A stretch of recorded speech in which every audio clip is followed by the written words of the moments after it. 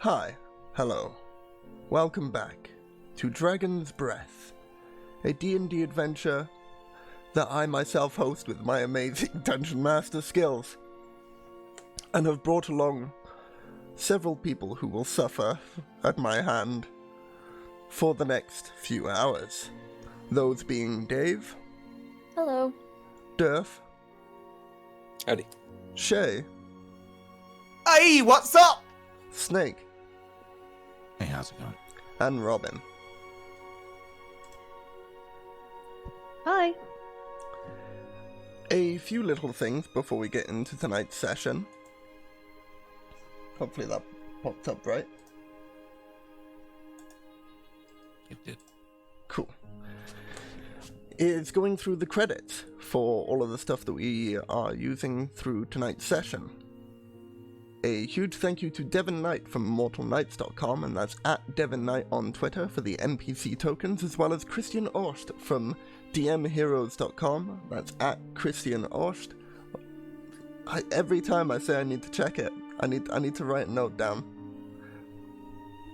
Next time.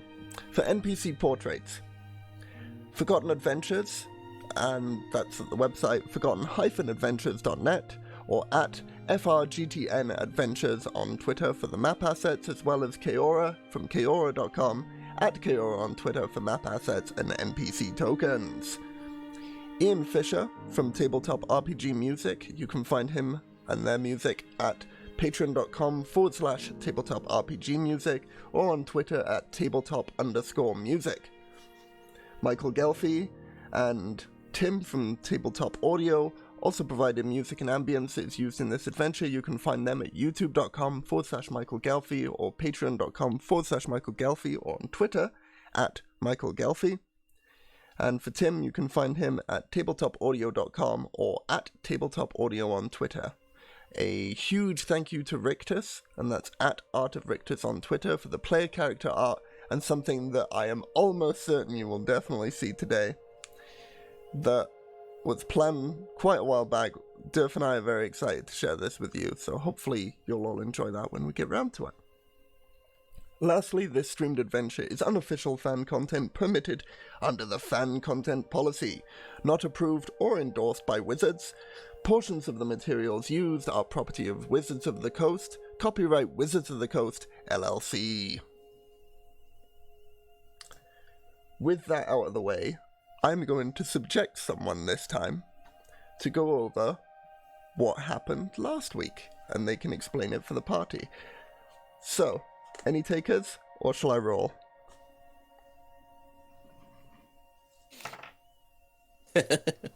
Alright, well, we Do it in character. butchered up. Huh?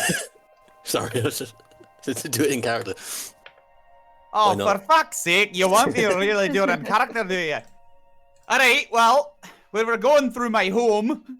Well, it's not really fair to call it my home anymore, I suppose. I'd left it because I wasn't too happy with all the rigid rules. Unbending, as it were. We are dwarves, after all. And anyway, we came back to my home. But, well, I suppose I need to get a little less cheery for this part, eh? Of course, at this point, I'm the narrator from years in the future, so it was a long time ago. But what we didn't know at the time, stepping in, was that my entire clan, every last feckin' soul, murdered. That banshee really did a number on us. And I just don't know how she did it. Every single one of my brethren, but I'm getting ahead of myself. So, cut our way through, finally found her, and then me being me, well, I'd like to think I've gotten better since then, but I was just so damn incensed at the woman! I charged her! And the rest of me party, they helped me, to be quite honest. Without them clearing the path and holding the beasties off me, I'd probably be dead. But I got her in the end. Sent that damn witch to whatever hell she spawned from. Spawn from. But anyway, we quickly cleaned up after that. We figured best thing to do is let the souls rest and lie. We collected a couple of things that have quite since come in handy, if I do say so myself. And made our way out of there. And that, I suppose, marked the next leg of our journey. And that is where we pick up our tale. Tale. Thank you very much, Shay. Well done, that was amazing. I really enjoyed that. So, that is indeed where we pick up our tale. I believe the adventurers had finally stepped out of Axholm for the first time in about 12 to 16 hours. It was relatively dark at the time, and you decided to make a little ways away from Axholm before setting up a rudimentary camp for the night and bedding down. It was here that Seren Julius and Owen Wren worked together on various bits and bobs of magical items to try and discern the natures of various magical items, and did manage to... Oh god, Seren, did I send you the information about the staff?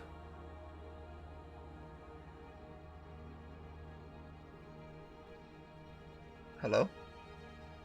Oh no, no. So I was on mute. No. It's just a cool stick. No. I will do that for you as soon as we've sorted out this introduction then. But they discerned certain magical items, and the party is now just waking up from that long rest. So you're all fully rested, fully healed, and ready for whatever the day unfolds. Fantastic. Oh, did we not as well? This is more a question for the party, because like I just had all this stuff, all the magic items in my backpack. Would those have come back to me, or because I think also didn't Owen take the watch? Yes. To try and figure it out. Yeah, I would have returned it. Okay. Did you figure it out? Like, would you have told Flint? I would have explained it in layman's terms, but yeah. Okay, cool. Can you just, like, even privately, can you just shoot over what it actually is? Yeah. And then, I guess, same question. Was that the only other one I sent out? The metal pole? Yeah. Okay, so then, yeah, same question. Oh, God. I can hear myself. Sorry, I clicked off the stream. Same question for Seren. Did you figure it out? Would you have told Flint, etc.? Yes, yeah. Okay, cool. So same thing, yeah. Just shoot me, I guess, a message. Yeah, I'll send that to you. Yeah, I'll copy and paste it. Even better. So, for those without a Welsh background, the pronunciations of the words are Mawr and Bach. You'll understand when you get the information about the pole of collapsing. Ah. There we go. I've just shot you a message. Thank you. All right, don't mind me. Please proceed.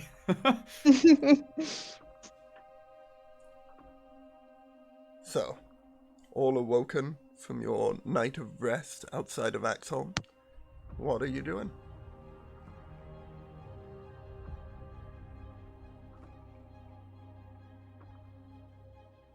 Weren't we? Did we set our path at the end of last session? I couldn't remember that last bit. No, Nope. we didn't set a course. Oh, Which okay. is a blunder on my part, because it made planning for this session a lot harder. No, that's fine. I just didn't know if, like, in game, the party was actually like, yes, on to hell, or wherever the hell we were gonna go. Cool. I would have pressed for anyone to help me tracking Lysette. Oh, yeah, okay. Well, that's still our job, right? We still haven't been paid for it. Yeah. We follow those tracks. And... Hey, that's right. I'm still waiting on that, what was it, 50 gold? Whatever it was. I don't much care, but, yeah, I'll give it a go. And Flint can look for tracks. It's got survival. Heading that way, I will say that we're pretty short in supplies. We didn't buy any rations as we quickly headed out from Nomengard. Or Nomengrad. I don't know. Some gnome town. We need to stop at some point. New boots. These are getting worn out. Feel free to make a nature check for me, Shay. Oh, in nature? For Sorry, tracks? survival, yeah. Oh, thank God. I'm bad at the other one. Oh, nature then, sure. No, yeah, survival.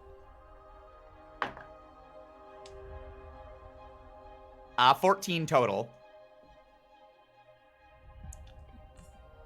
Same as when you first arrived here at Axholm, don't seem to find any tracks that lead beyond the entry point. I know, sorry lad, it's like the trail goes cold here. Assuming your friend here would have seen the mess going on at this place. Sorry, Flynn. But she would have just kept marching on, right? No one by themselves is going to investigate this place. And we didn't see any sign of her in there. Well, you see, Lysette is stupid, so it's entirely possible that she went in, and I don't really... He stops, trails off. I mean, there's no other entrances or exits to this place, Flint?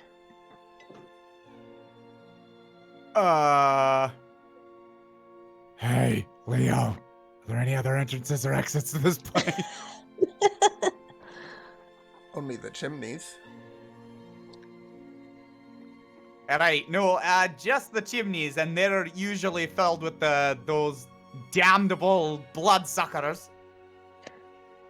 Well, when they're not on. And there was sorry, Liam, just remind me. There was definitely no other tracks leading away from this place, was there? When you last checked, no. If you want to go ahead and make another survival check now that it's a new day, Yeah. feel free. Yeah, I'll do that. Survival check. Which is what I'm good at. Is it at all possible to take a 10 or 20 With for it. this?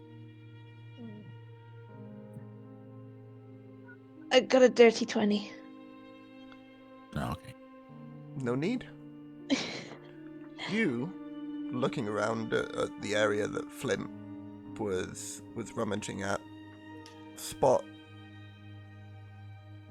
a small trickle of blood in an area that then seems to lead off further west of Axholm.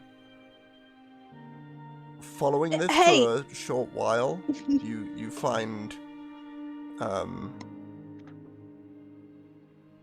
broken twigs and footsteps that you think could be about the size of Lysette's feet. Hey, everyone! I think I found something. Lysette, she possibly went this way. But it looks like she's bleeding.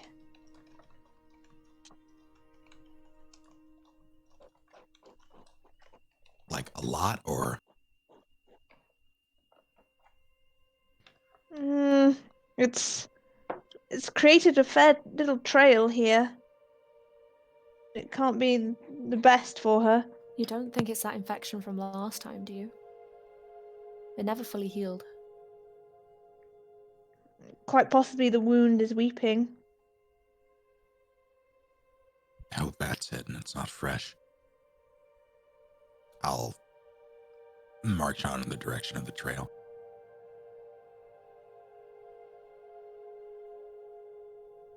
Right, gorgeous bunch. Man up.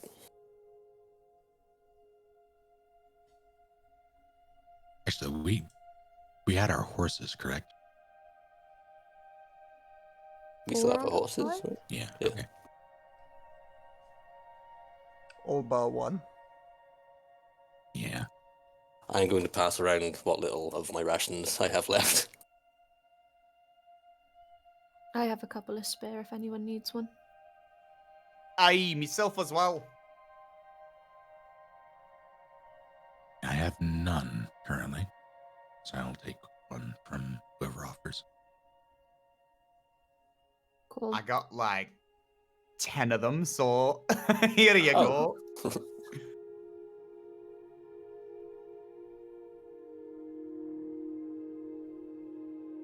Are we going straight after Owen? If I don't she's see- wounded, it probably is the wisest thing. I don't see any reason to wait around here anymore. I'll look at Flint. Confirmation. No, you're right. Let's go. Wordsley, all right on.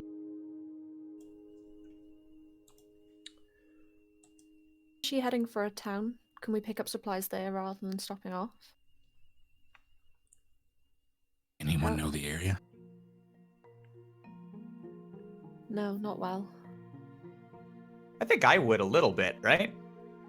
I Or was what, just gonna say, right? As we start to leave, at least, like until we get to, or you know, till we get far enough away, right? The general direction is following the mountain. Well, hang on, let me do a wee old switcheroo here to the Fancy. Swords Coast map. And so currently the Lyset token is on where Nomengard was. And you guys have traveled over to around here, which is where Axel is currently situated, just to the south of Phandalin, with a small trail that leads up towards it. And Lyset is currently heading westward. You, Flint, wouldn't know of any town in that direction, but you would know of the high road. And Right. you know that to the north that would lead towards Netherwinter and the south towards Waterdeep. Okay, yeah, because my people would have used that as a trade road, as nearly everybody does, I imagine.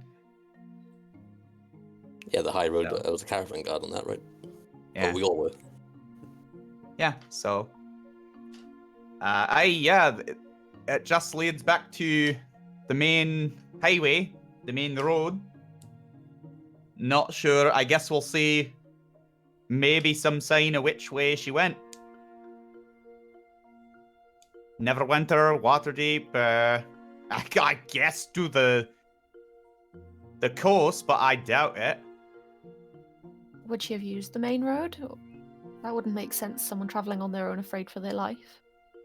I Doesn't don't make think sense that she's she would afraid. be afraid of her life. I thought she was, because wasn't her brother attacked and killed in front of her? And Yeah, I think she's pissed. I think she's going back to Neverwinter. oh, Owen quickens his pace. Fridge will do the same. Onward, beastie! He gives it a little crack of the reins. Yeah. So the party travels forward, onwards, towards the high road.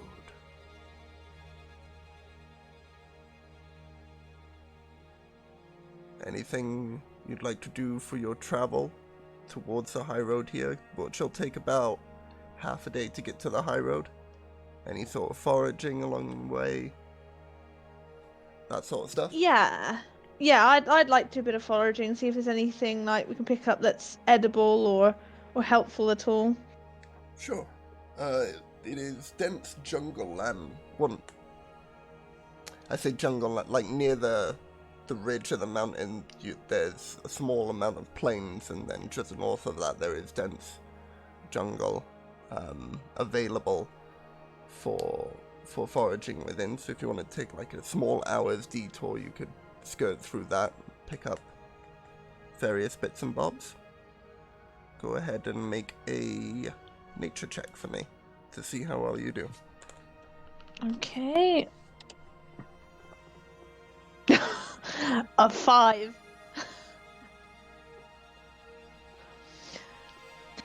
These berries look fine. You pick up a few of those, like, you know, like dock leaves, but this universe's version of dock leaves. And you've heard the myth that, you know, if you've been stung, you could spit on the dock leaf and apply that to a wound and it would stop the stinging. Perfect. In the backpack it goes. You don't know how true it is.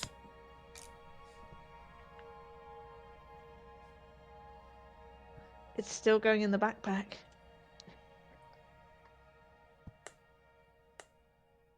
Anything else before we continue to the high road? Anyone taking the low road? If I do, I'll be in Scotland before that. I'm so sorry. I will ask Saren, given that she figured it out, if she wants this pole. Ask her for a drink first, Grant. Yeah, jeez, you know. God, what sort of lady do you think I am? I mean, Flint, who do you really think would make good use of this? Alright, I suppose you're right. Maybe, you using a bow from so far away might not Yeah, make the most. Exactly. I'm more ranged. I mean, out of everyone, who could do with an extendable pole? I mean, it's tool. You're right! I should ask Junior!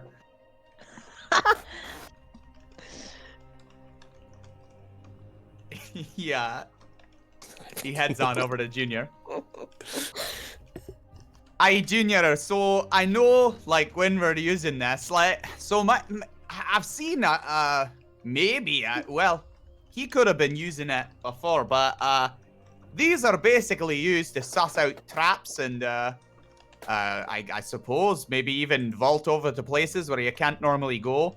So, not super useful in combat, but you know, you're a swordsman, maybe more on the front lines. So, yeah, you want this? He like shows him the pole and describes what it can do a little bit. I've already got everything I need, Flint. You know that. These swords are my basically extended arms. I don't think I have any use for any other items. Oh. Alright, are you sure? Because, like, it just... Hold on one sec, Mar! Boom! And this 1 foot pole extends all the way out to 10 feet. He's just kind of holding it by its center as it, you know, like a tightrope sort of thing now. And then you can, bach! And it goes from 10 feet all the way back down to 1 foot again. I've changed my mind, Flint. I'll take that. Alright. There you go. He just hands it over. And if you're using D&D Beyond, you can actually click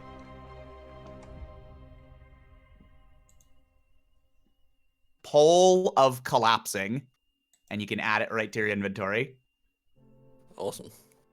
Yeah. Alright, that's about all I needed to do.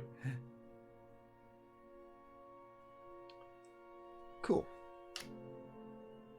So with a few more hours of travel, the party makes their way successfully to the high road, a fairly well-traveled bit of stretch that reaches as far north as Baldur's Gate, passing through Neverwinter on the way there, and south past through Waterdeep, and is currently a very valuable trade route between Waterdeep and Neverwinter. There aren't necessarily on the best of terms with one another, but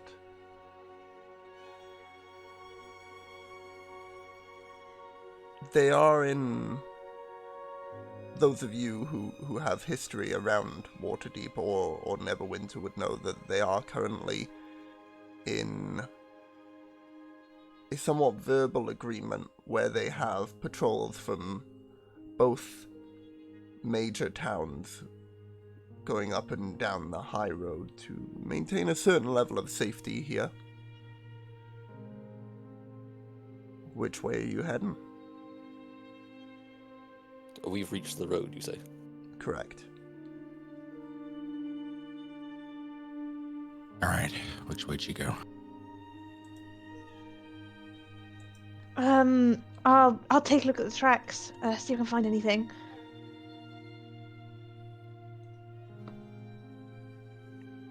Go ahead Yeah, and I make can- Oh, sorry. Go ahead. No, I was just gonna say I can try. If you'll let me, I can try again to pick up this trail. So either both of you roll or one of you roll with advantage. I'll hand it to Saren then. Go with advantage. Cool. Okay, so which one am I rolling? Survival check. With advantage. Survival. Okay. Oh, good. The first one was a 7. The second one was an 11. Given how well traveled this road is, it's very hard to discern one person's tracks from another person's tracks once it gets to the road. Okay. Okay, let's think about this logically. If someone's running away, and they're going to know that Owen here is in pursuit, he's going to want to get lost, right? Wasn't she I- returning to the place that Owen told her not to go back to? Well, She'd be going to Potentially. Waterdeep then. So she, by the looks of it, she'd be going south.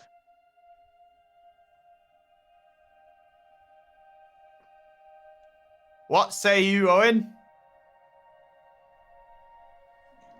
He seems to be in thought. He looks north and south.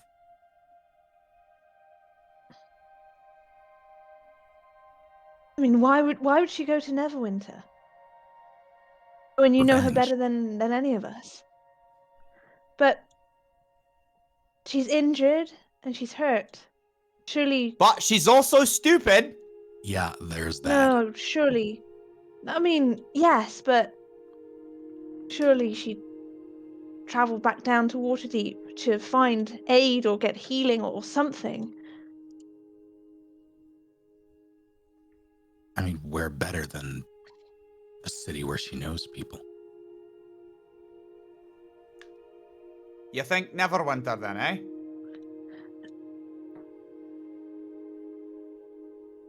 I think she's just dumb and brave enough to try it. Sooner she And came out wait, here. hold on. You told her not to do that, right? Oh yeah. Neverwinter it is! She's Yeah, gone. yeah. She's gone to Waterdeep. I spoke to her before she left Nomengard.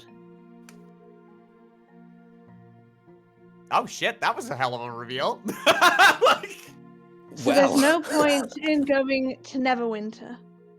She's gone to Waterdeep to talk to the Blackstaff. Hang on. Owen will ride up beside Sarah. You're telling me you knew this whole time? I gave her my word I wouldn't tell anyone.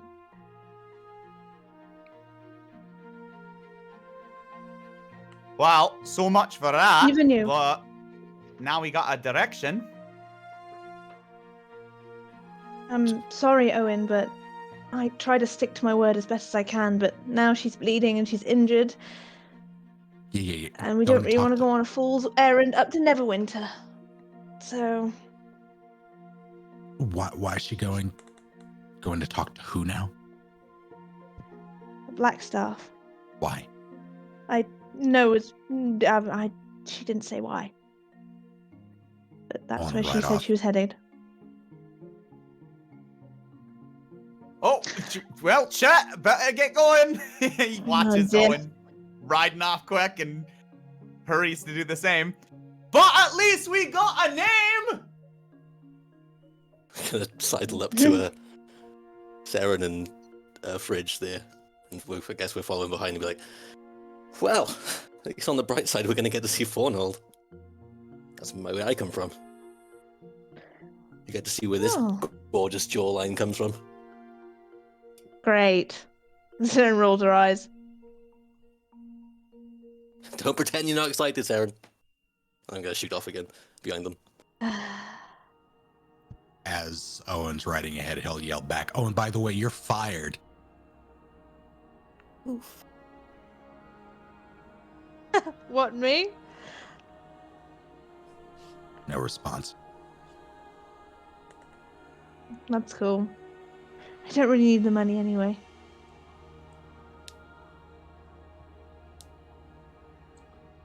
So, the party make their way south, along the high road. Heading maybe a few hours south, the night starts to creep in again. It's been a long day's travel, and the horses, they could do with a break sometime soon. You're about halfway to Waterdeep at this point and just passing the Mare of Dead Men. They've been pretty busy and we've not been feeding them. Nope. No, you have not.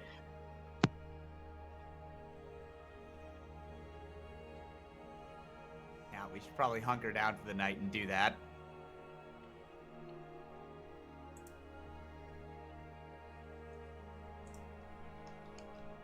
Can we scout for a place that would be sensible?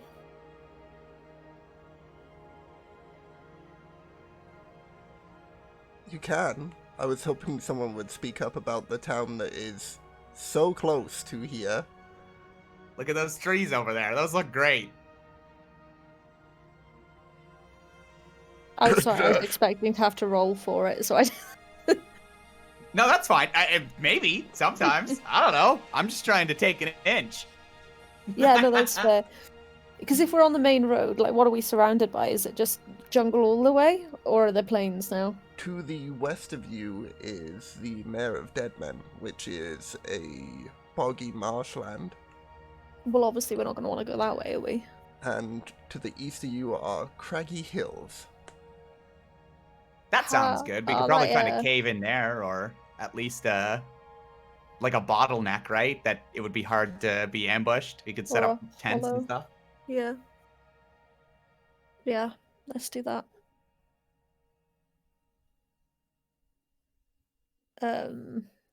Fridge will start making their way off the track, looking for somewhere sensible. Go ahead and make a nature check for me.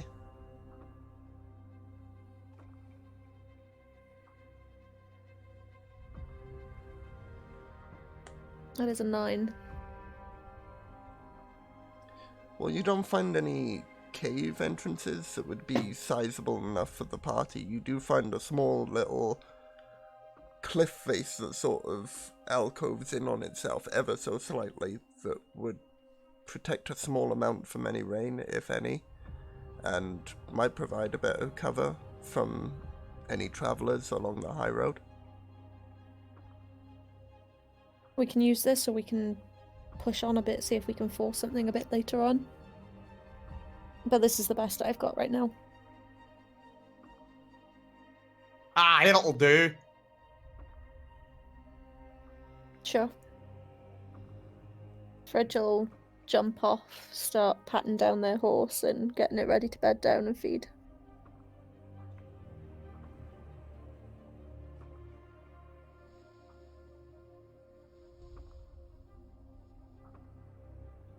And the rest of I'd you? like to approach Owen at this point, who I assume is looking quite grumpy.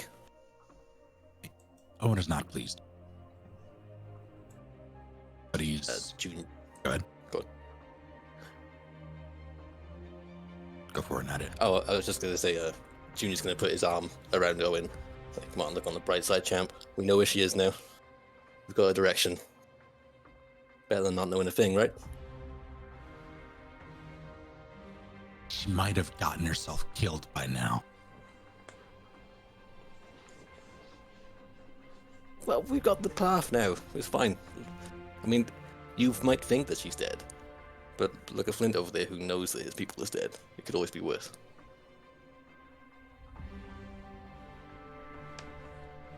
He'll look over at Flint.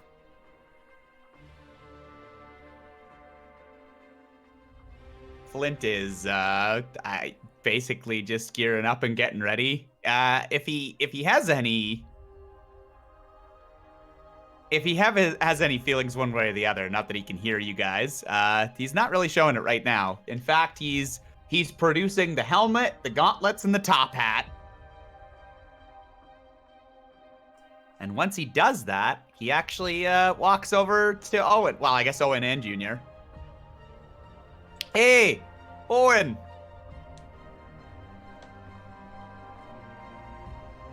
Let me guess, you want to have a fashion show? Well, in addition to giving you a project to occupy your mind a little bit, I figured that I would give you first pick.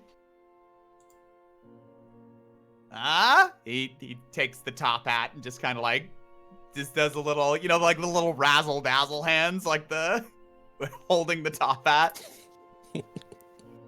He's got the helmet in his other hand, or something a little. Anyway, dealer's choice, huh? Oh, and those things will ruin your hair. I mean, he's right. Helmet hair is the worst. Gauntlets, then? He shrugs.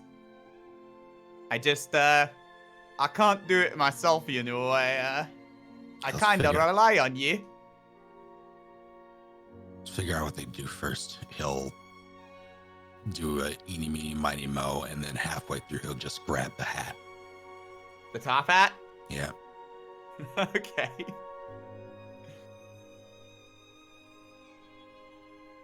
All right. And then he, sorry, go ahead. No, go ahead. No, he's just gonna like give him a little smile and move off to actually let's go with Fridge, because yeah, he moves over to Fridge, and depending on what they're doing, I think you said they were just sorry, go ahead. Just as Flint vacates very quietly to Junior, Owen will say, while looking across the campsite at Saren, if she's dead, I'm gonna kill her. And then he'll walk off.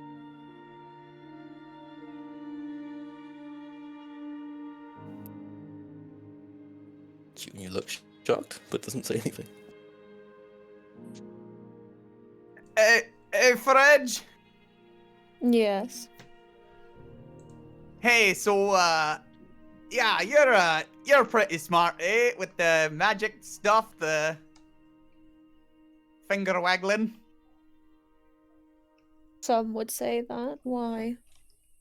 Oh, that's great. Well, see, I'm not, and I could use your help with well, one of these. He holds up the helmet and the gauntlets. If you could figure it out, I'd be mighty grateful. Fridge will heave a deep sigh and reach an arm out to take whichever one is closest to them. Okay, cool. The helmet, then. Cool. And All right. then, I'll take a look at this for you. Ha! Appreciate it. Mm-hmm. And Another we'll go big back. toothy smile. Probably one of his teeth are chipped. Fridge will shake their head and go back to what they were doing. And then he rushes on over to Saren. Flint. Oi there, lass. Bit of a tough shite decision to make, eh? Hmm. No, don't get me wrong. I totally get it. You know, honor is important. Mm-hmm. He nods his head sagely up and down. No, but, you know, I understand where Owen's coming from too. He's just mighty worried about her, but we'll I figure know- it out. I know he's worried about her. It's obvious, but you can't babysit people their whole entire life. You have to let them go and walk on their own. And I'm I see. sorry, but she asked me, and she asked me to promise her that I wouldn't say anything. He What actually was I does meant get... to do? He gets more serious. Oh no, I completely understand wanting someone to walk on their own two legs. That's part of the reason why I left. So, no, you don't have to explain to me. I get it. I think we can all agree. We all just hope that she's all right, and he can get her a good smack upside the back of the head, get his stuff, make sure she's all right, and on we go. She's fine. The amount of blood that she's lost it's nothing to worry about. She'll be fine. But there's no point in us going traipsing all the way up to Neverwinter. Yeah, you're right. Shite city anyway. I heard You that. been? Oh fuck!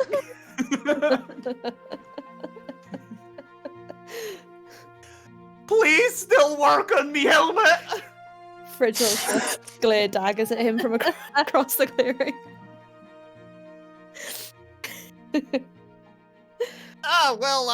Anyway, all that aside, it does bring me to what he pulls out his gauntlets. You really helped me with that stick. I gave it to Junior, by the way. You were right. Yeah, it'd probably suit Junior more. Yeah, that's right. But Junior is playing with it in the background. you just hear the power word and then just bonk. Ah, fuck! But can you maybe help me out again? I could pay you a no free rides. I understand. It's no.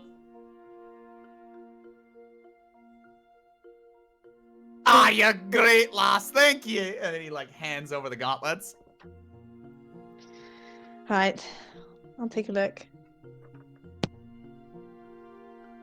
Oh, thank Moradin and all the gods above. I was dreading looking over that shite myself. Okay, thanks. Here, you know what? I'll take the first watch. You're all great. He booms across the camp. In the distance, you hear a dragon respond.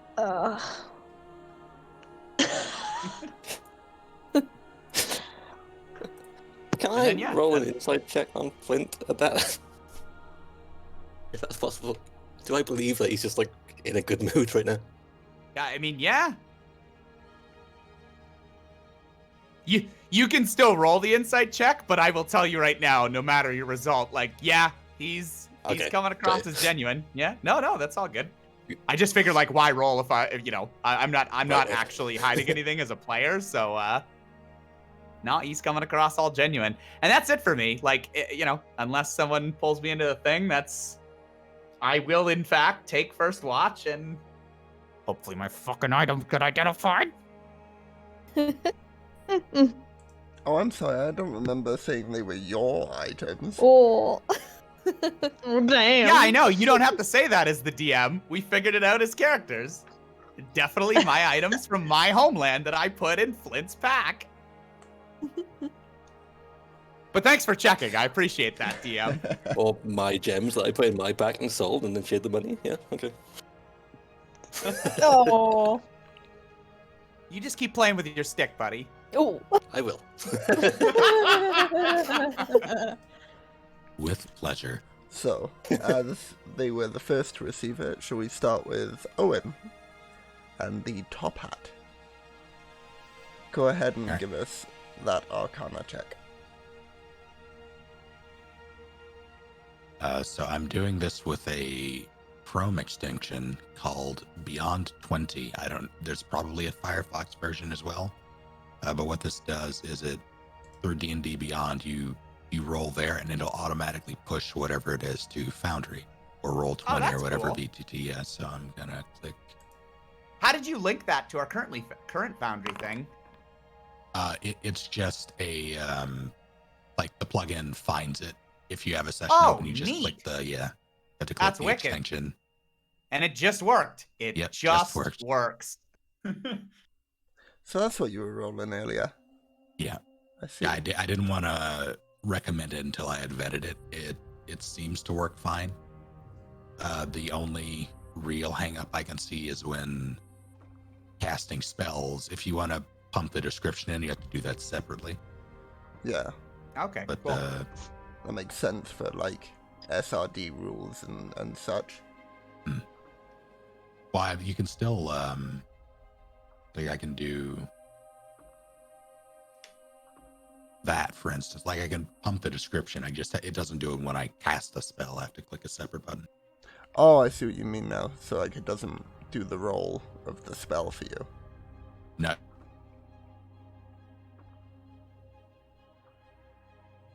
Not really a hang up. It's just there's an it's option still for, cool. Yeah. But I can link that in the group thing if anybody wants it. Yes, please. I like toys and tech. 13 is a success. So, do you want me to say this out loud or give I mean, you can. information to you privately? I mean, I don't care if it's said out loud. Cool. Then I will say that the razzle dazzle hands that Flint did is very accurate to what this item is, as this is Pen's missing top hat. This hat has 3 charges. While holding the hat, you can use an action to expend one of its charges and speak a command word that summons your choice of a bat, a frog, a rat, or a rabbit from the hat. The summoned creature magically appears in the hat and tries to get away from you as quickly as possible. The creature is neither friendly nor hostile, and it isn't under your control. It behaves as an ordinary creature of this kind would, and disappears after 1 hour, or when it drops to 0 hit points. The hat regains all expended charges daily at dawn. Could you paste that somewhere? I couldn't keep up with the spoken word. Sure thing. And I don't think that's... I put in top hat in D&D Beyond and it didn't come up as an actual item, so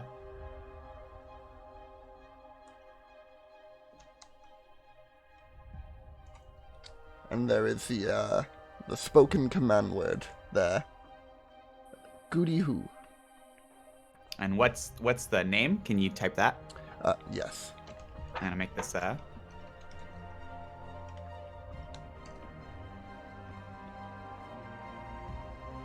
Cool. you go. Thank you. So, who had the gauntlets? Saren.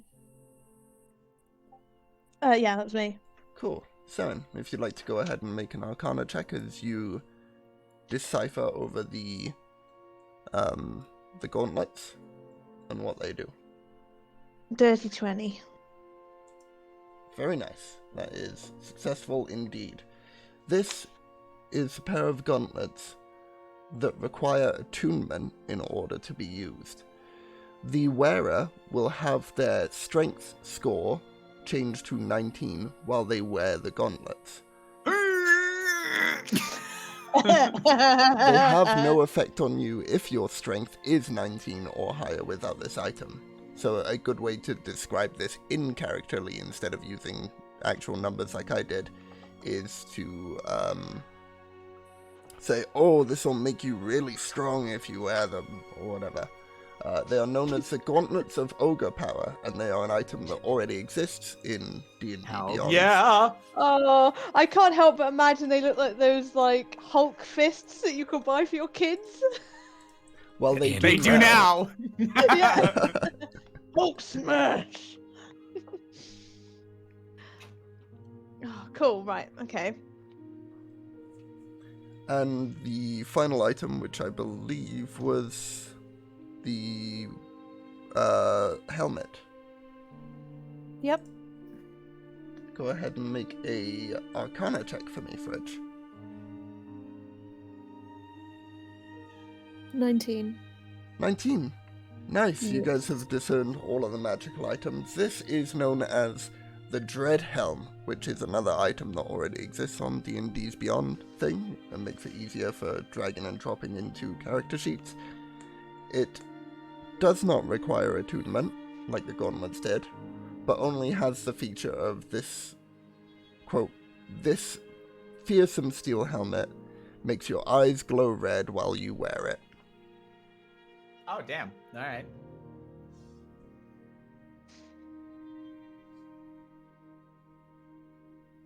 Cool. So, with all the magical items discerned and out of the way, Flint, why don't you go ahead and roll a perception check on your first watch of the night? Okie doke. 11. 11. You're stirred a few times throughout your 2-hour period of the watch as you hear footsteps nearby, getting closer and closer, and then further away and further away again as people traverse their way up and down the high road even at this dark time of night. You assume it could be the guards or just weary travelers choosing to use the cover of night for their travel and their safety. But mostly your watch goes off without a hitch. Awesome. Whom are you waking? I'll take the next watch. Cool. Anyone going with Fridge or? Yeah, I will, because I'm fully, well, don't have to take, yeah, that's fine, yeah. This is only 2 hours into the night at this point, mind you.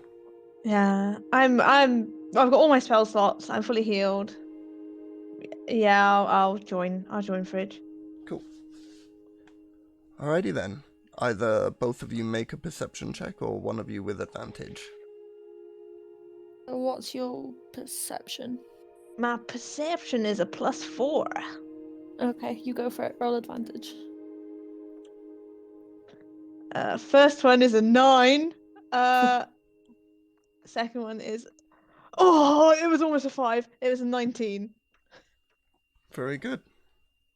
Similarly to Flint's time on watch, you hear and even manage to spot the faint orange glow as those traveling up and down the high road under lantern light continue throughout the night. It seems that this road is traveled day and night, and even if this were the Tribord Trail, you'd say that this is busy. But as this is the high road, it's fairly quiet for this time of night, but still receiving a lot of foot traffic. But other than that, your watch goes off without a hitch. If there's anything you two would like to discuss during your time together tonight, feel free. If not, let me know who you're waking up. Fridge will probably wait for Flint to fall asleep and turn to Sarah and just ask, so what made you decide to take the side of this girl you don't know as opposed to your employer? It seems to have ruffled his feathers quite considerably.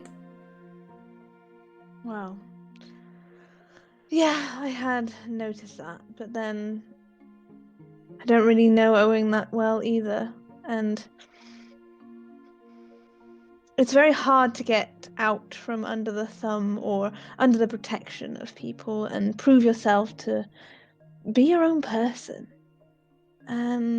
Maybe she just needed to go and do things on her own. Besides, I woke up at the wrong.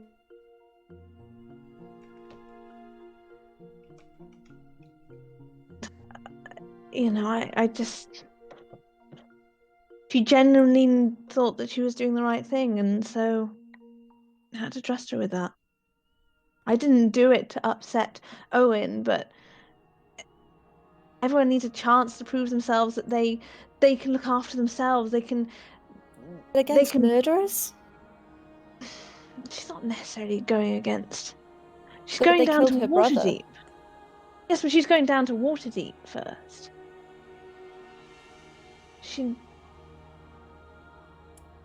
needs to know what she's capable of. She's her own person. And I know Alright. Owen's looking out for her. I get that. If I knew she was going to be in such grave danger, of course I would have said something earlier, but we were on her track. I mean, it only gave her a couple of hours head start. We were easily enough on her track. I might have agreed with you, but that whole thing at Axholme's really sort of put a spanner in the works, and we're a lot more than just a couple of hours behind her now. Yeah, no. I agree. It wasn't my wisest decision. But I did what I did. You can't change the past. I wasn't asking you to. I just wanted to understand your reasoning.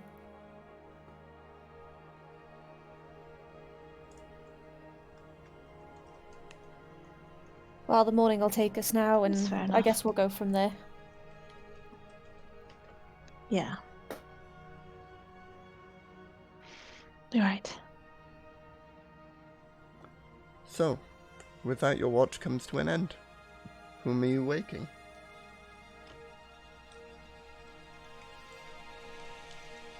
Anyone have a preference? Owen? Junior? They're No asleep. preference. Fair point. Fair point. I'll go harass Junior, thinking that Owen will probably still be a little bit upset. Alrighty. Ugh. Morning. Morning, your shift. I think Owen I know needs... these roads like the back of my hand. Do you now? Easy. Don't worry about it. You rest well. Alright. Fred will chuckle to themselves and tuck back into bed.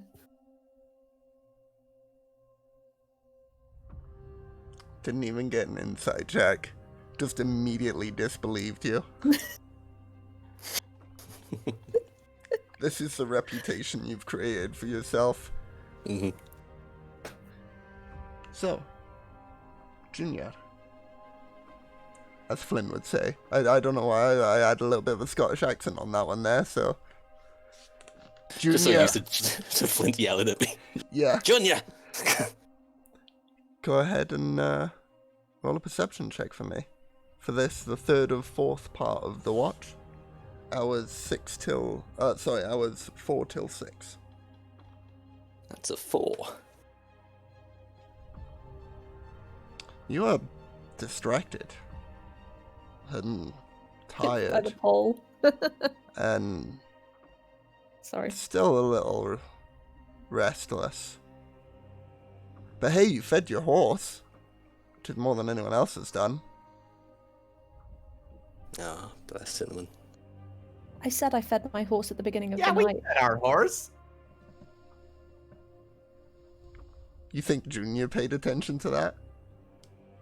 I can't argue with that one. With a 4? Fine, he's looking in his own head. Fine.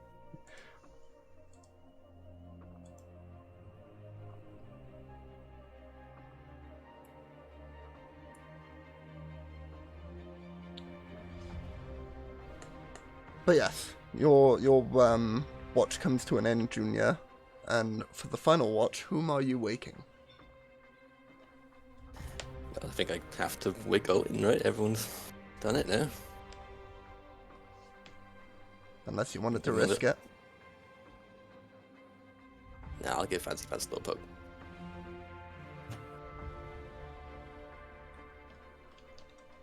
Around what time Princess. is it? Early morning, I'd say about 4, 5 a.m., about halfway through your watch, the sun should be rising.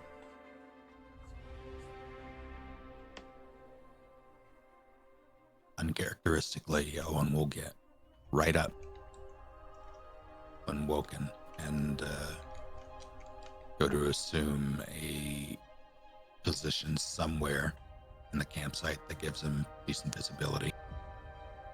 And I'll start tinkering with things.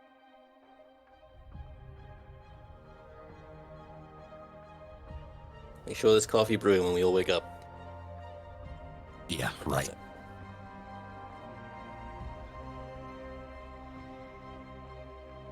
Go ahead and make a perception check for me.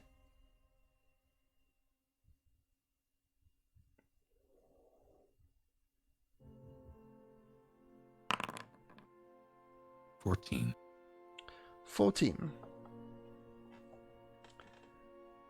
From this vantage point that you've given for yourself, you can see the occasional traveler's head bob just above the line of the craggy hills ahead of you.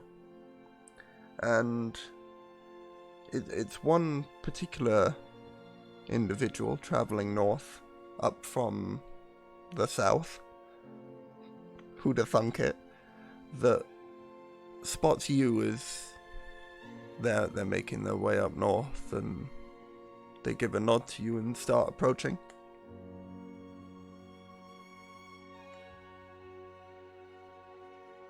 Are they armed? What are they? They What do they look like? They look to be, from this distance, wearing some sort of brown attire. It's hard to really discern exactly what they're wearing from this distance, but they don't seem to be armed.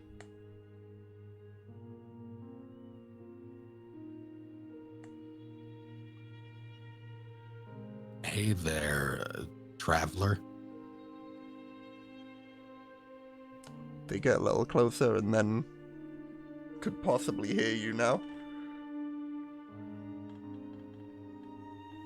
He'll repeat himself. Hail, friend. And you see now this is a somewhat older gentleman, and the brown clothing that you had saw, now as it gets closer, the details come in, and he is wearing naught but a sack upon himself. Spare some coin for the misfortunate? Or some food, perhaps?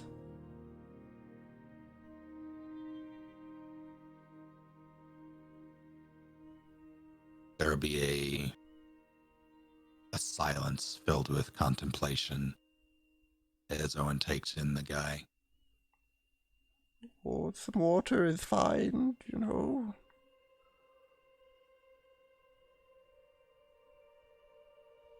Come have a seat. He nods a couple of times. Yeah, yes, okay, yes. And he makes his way towards you. Seeing him shamble now towards you, he's quite a frail individual and doesn't appear to pose any threat to you.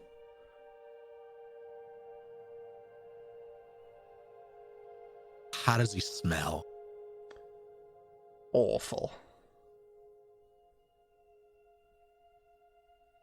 All right, here's what we're gonna do. Yes? We're gonna sit preferably in silence while this fellow here, call him Gus. He'll signal for Gus to return. He's gonna go gather some berries. And while we wait for that, I'm going to continue my work. I will get some food in you. Here, he'll reach into his coin purse and produce 5 gold. 5 gold pieces. My, this is awfully generous of you. Thank you. And he tries to take your hand for a moment and bows his head a few times. That won't be necessary. Owen will pointedly avoid the contact, but he'll try to masquerade it as him being humble.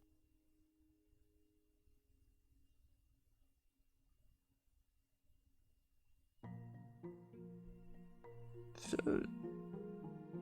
what was that little flying fellow that you had there? I mean, tell me if I'm prying too much, it's fine. I know I'm not the easiest of folk to talk to. Well, that thing, a little something I threw together, to help me with mostly not dying. It's one of a kind, that Gus. Oh, you don't say. And dying? Do you find yourself in a lot of peril? Not usually, but these are interesting times. So where are you coming from? The Thornhold.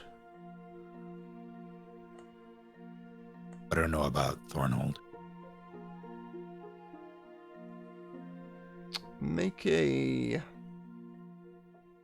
history check.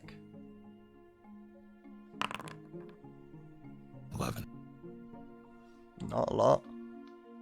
You know that it's to the south of the Mare of Dead Men. You don't know where exactly.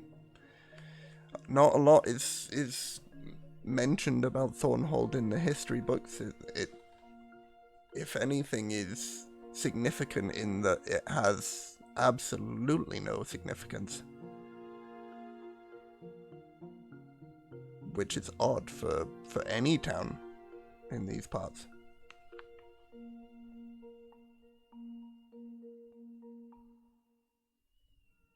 So you from Thornhold heading to, my guess is Neverwinter.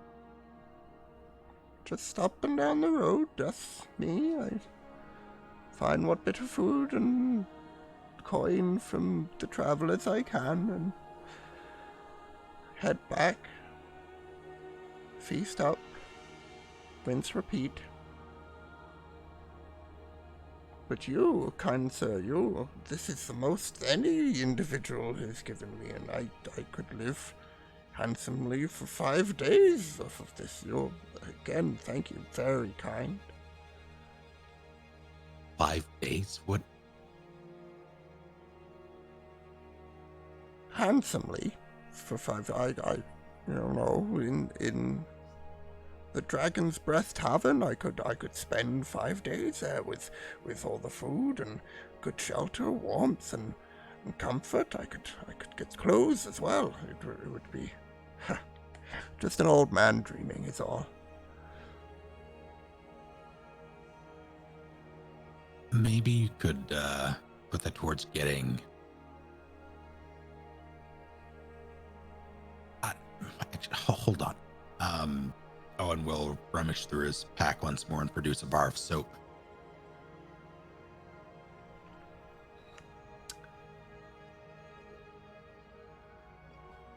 Thank you. I thought the Gus, his name was getting berries, and he'll hold his hand out for the bar of soap. Yeah, this isn't food. Oh. Apologies. I had thought it was. I mean, if you want to eat it, it would be pretty funny, but maybe don't. This is so you combine this water and, well, you clean yourself I with could it. drink. Oh, clean? Yeah, maybe make yourself a little more presentable before you hit the tavern, and maybe maybe they'll hire you on so you don't have to walk this road as often. It sure is a lonely road, but it is the only one I've ever known. Yeah, I'm okay. leaving this campaign.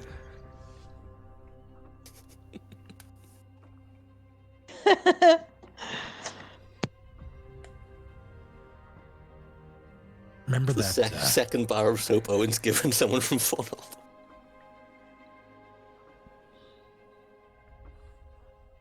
All right, now's the part of the He'll Look at the Sky morning where we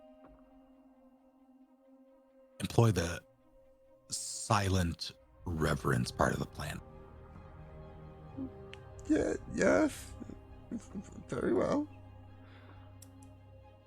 And he'll just look about,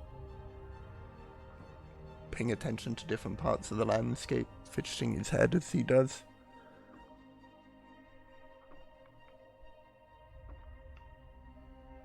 And as we sit in silence, I'll continue to tinker around with basically preparing spells, that sort of thing, until Gus returns with whatever berries he could find. Go ahead and make a nature check for Gus.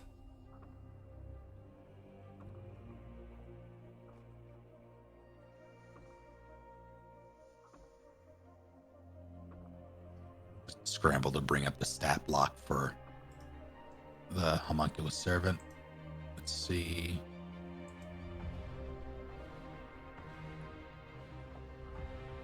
Yeah, okay. 7.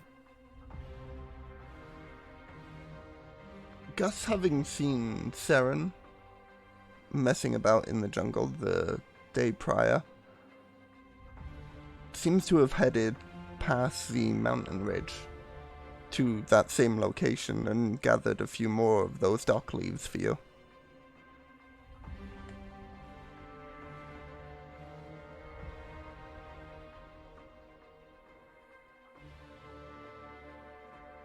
Do I know what these are?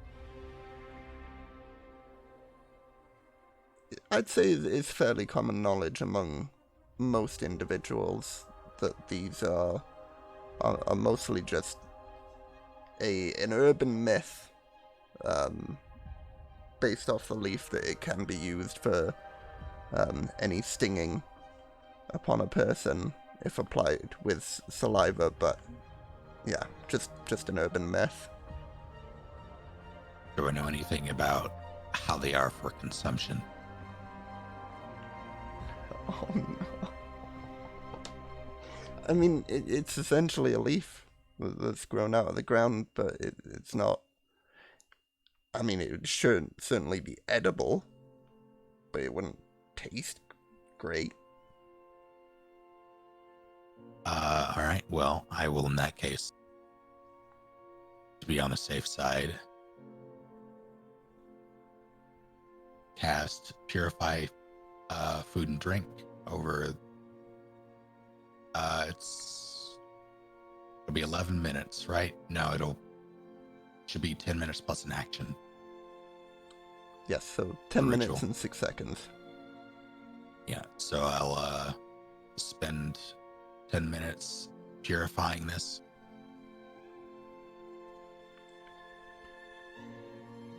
Then I'll hand the majority to this man, and then I'll take one for myself and take a bite.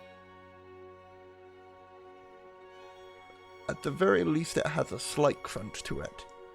The flavor is nondescript, almost indistinctive from just eating a leaf from a tree, and you don't know the sustainability that it will have, but you have now taken a bite out of a dock leaf.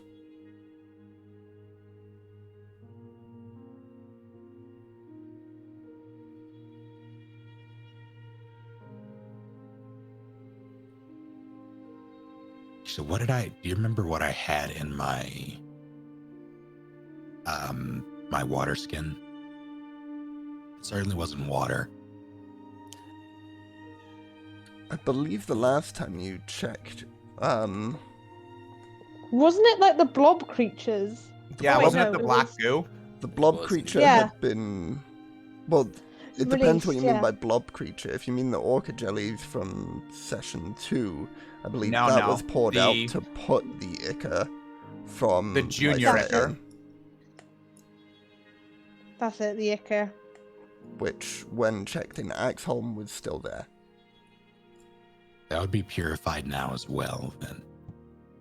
Because it would be in a 5-foot radius sphere, and the point of origin would have been me. Does it specifically say food and drink?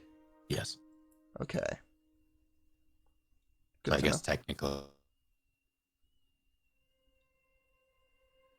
So you broke up there. 5. I'm not going to find out, though.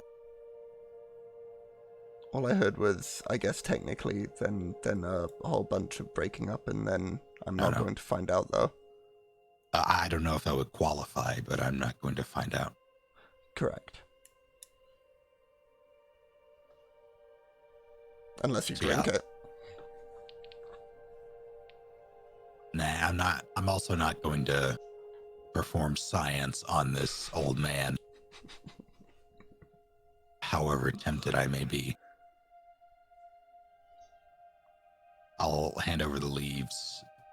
I will keep my reaction as neutral as possible as I scarf it down. I very pointedly remain in an I sustain eye contact as I do so and wait. See if he eats them. The individual has a brief moment. You almost don't catch it. Of a look of confusion before he accepts the fact that he's gotten gold off of you at least, and he will begin to, with a slight hint of disdain, eat the dock leaf.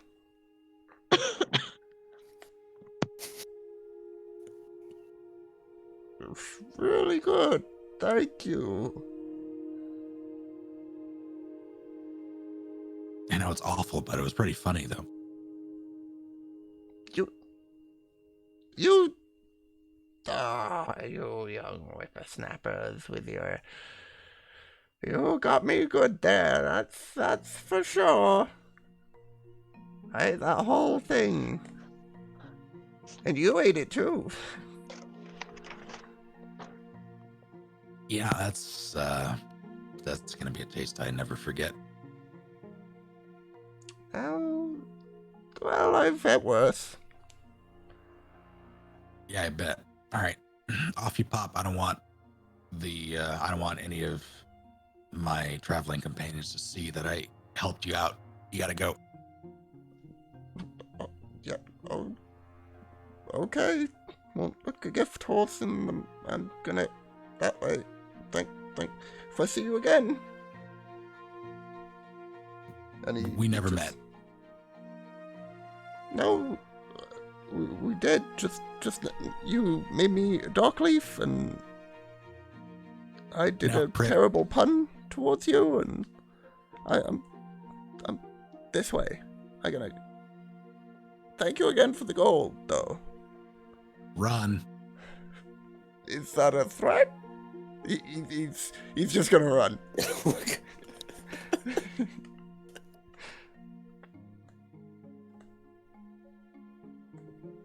And he shoots off into the distance, following the road north. As he does, Owen will say to himself, "Ah, the poor."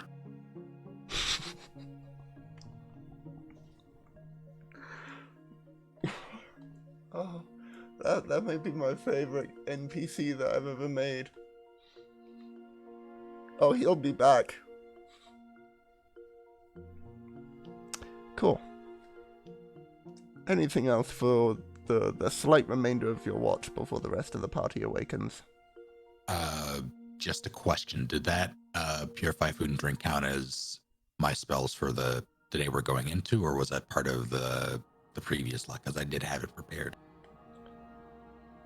The previous. I'll say. Gotcha. In that case, that'll be it for me.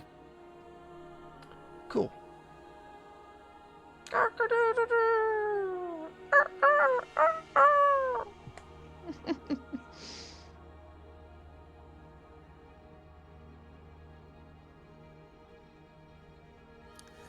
Well, morning everyone. Owen, where's that coffee I said? Get. Did you Sorry. say coffee? Does someone have coffee? I need the coffee. Sorry, the woods were fresh out. No, he does have a point there.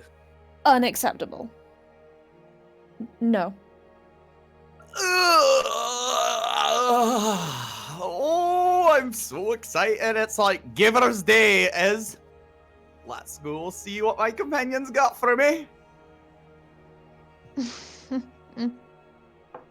Flintobin jumps up and walks on over. Good morning, then all. Good morning, Until coffee. Flint. There was mention of coffee. No.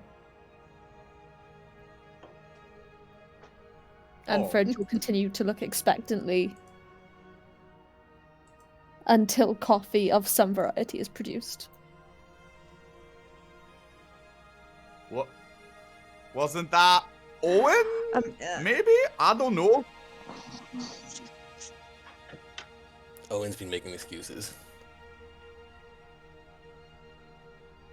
Pretty sure, Fridge, we're not gonna get coffee out here. Ugh. And they're gonna go stomp off for a bit to get over that loss. Noted. Pick up coffee in the next God, day. it's Got ya. it's like dealing with the teenagers back at home. She does still dye her hair.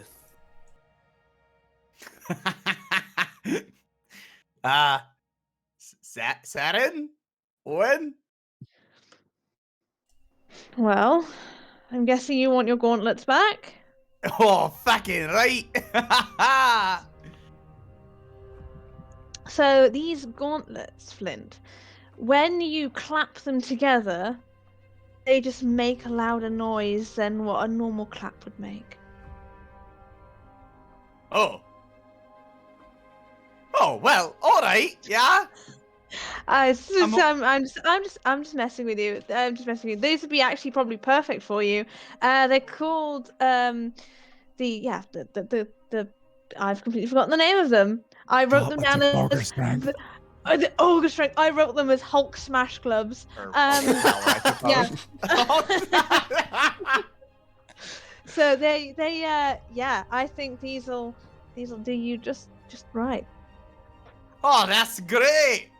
Anyway, Perfect. Finally able to keep up with me, eh, Flint? Oh yeah, Manager. that's right. Well, thank you. Oh, that's great. See. What about you, Owen?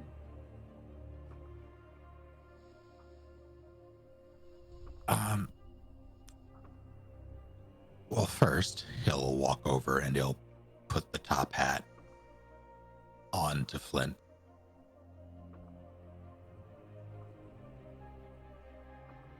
He looks dapper as hell. How do you pronounce the Goody hoo. command word? Goody hoo. Just now say the word goody hoo. Gunda who?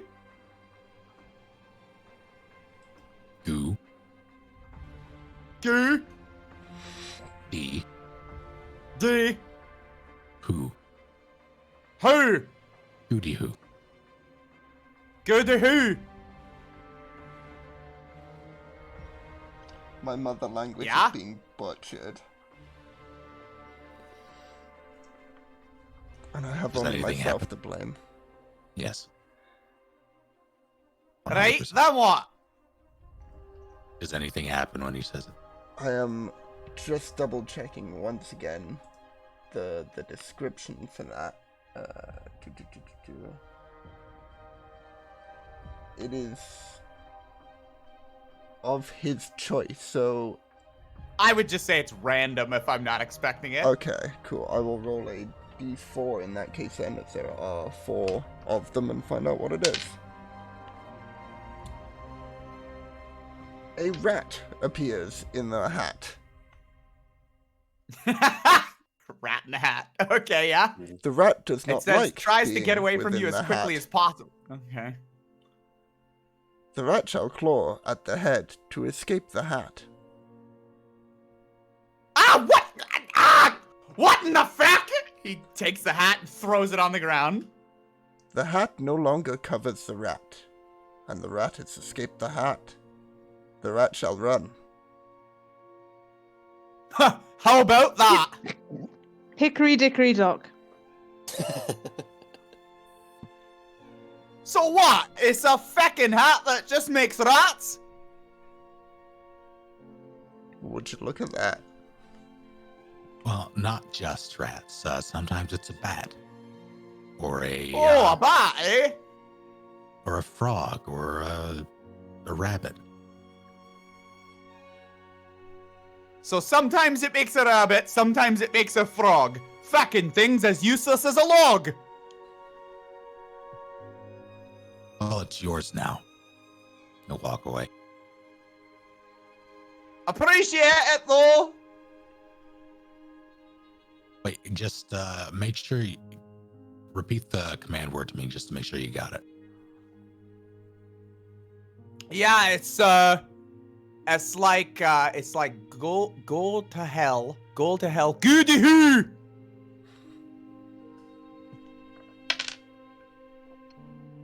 Hey, I'm not wearing the fucking hat, and nothing happens. It's on the ground.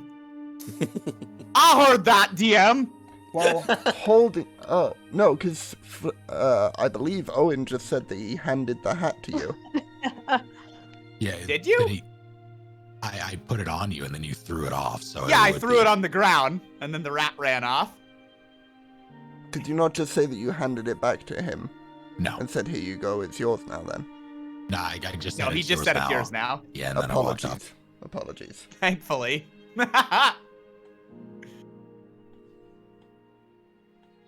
At the utterance of the word, Owen will look at the hat expectantly. And if nothing happens, he'll sigh and walk off.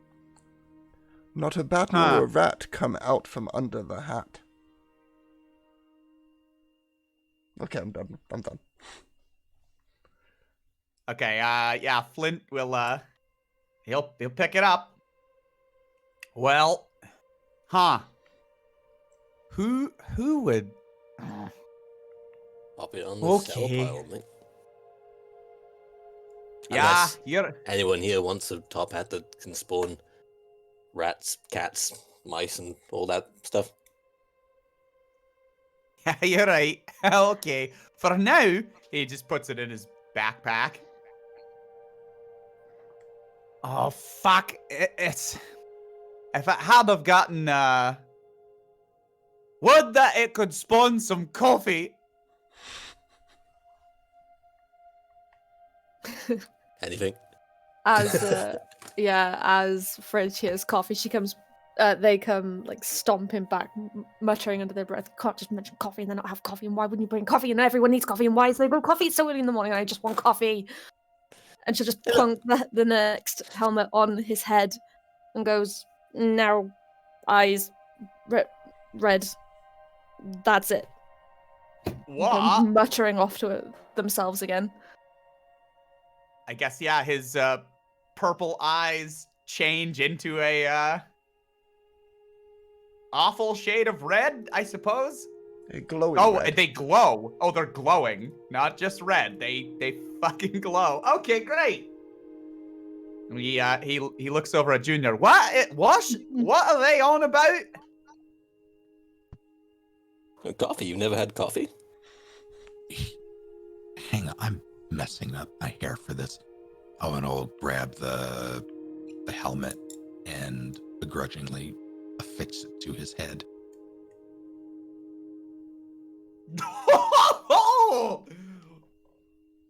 god, your eyes! Ooh. That's it! Well, I suppose it does protect you too. It's still a helmet. Yes. Oh, well, I can... Right, but I can see it being intimidating. All manner of beastie, sometimes in the Underdark. All manner of beastie, just like those dark elves, you know? Oh, we should be careful with that one. Might give someone the wrong kind of fright. Or the right kind. You mind if I hang on to this? I have an idea. He nods. Hey, yeah, you'll help me out. If you can use it, go for it. Owen, if you take that helmet off and your hair's still perfect, I'm gonna be so annoyed. Well, moment of truth. He'll take it off as gingerly as he can. How's my hair? God damn it. He'll nod to himself knowingly and put the helmet in his bag. And then bring out his notebook and start sketching furiously.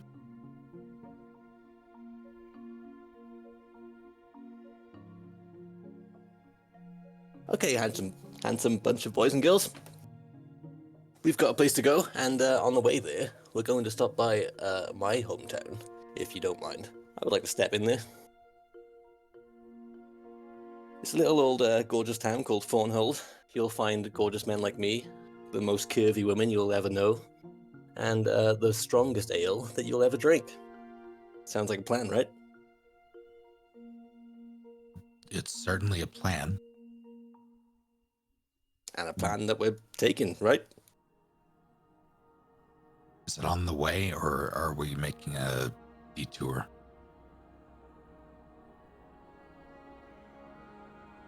DM? It Is is. that a slight detour? It's slightly a detour, but only because you have to go off of the high road just to get to it, because it is a coastal town. But it is the next town along the path south of here. And a logical stopping point for rest for the night before you get to Waterdeep.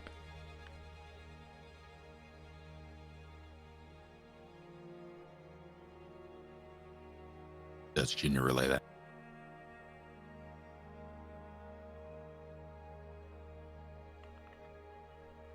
Favorite people, Martha, the baker, she's great. Gunfer, the blacksmith, he's also great. I hope you're writing these down there, because I have just introduced these to you.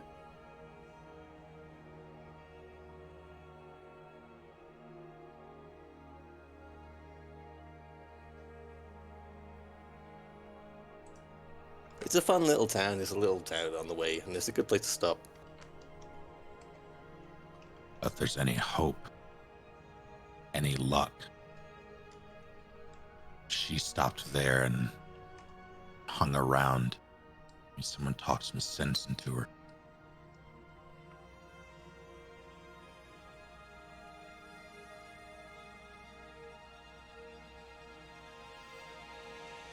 So how about it? Any objections? We won't know unless we try. Seems alright to me. Does it Maybe have I'll- coffee? Yeah, that's what I was Very going to say. well. Oh, you're a smart one. Very well may have coffee.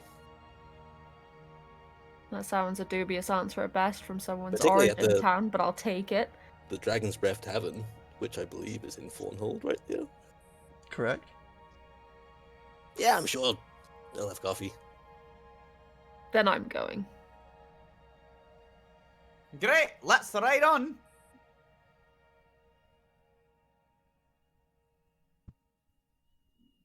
The name Dragon's Breath does not at all register with Owen at this moment.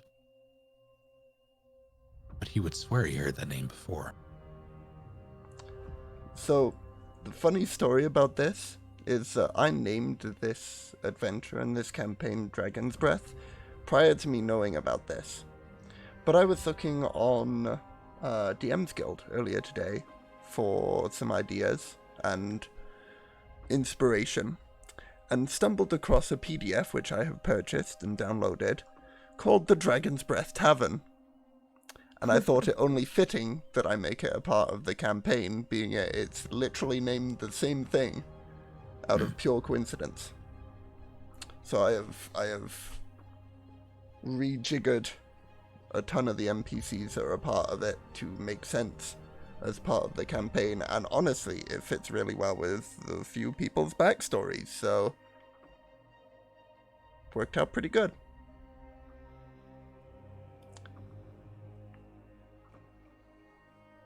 Cool. Just a quick question for the DM. I do have a motive for going to Thornhold, right? I'll message you now. Well, one motive that the entire party knows of is that you need ingredients. Yes, I was going to message that, but like, would Thornhold have those sort of things? Possibly.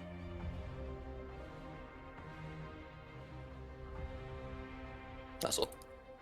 Oh. You were gonna secretly message me that? Everyone in the party knows. Yeah, but I was just trying to see if like, I wanted to... Never mind. Sorry. Apologies. I should have waited for the message. That's on me. My bad. So, are you all saddling up and setting off? Further south along the trail? On the trail. On the road again. I just can't wait to be on the road again.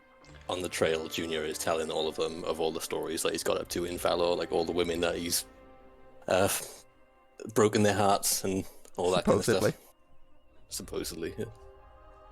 I bet there's a few actually for Junior.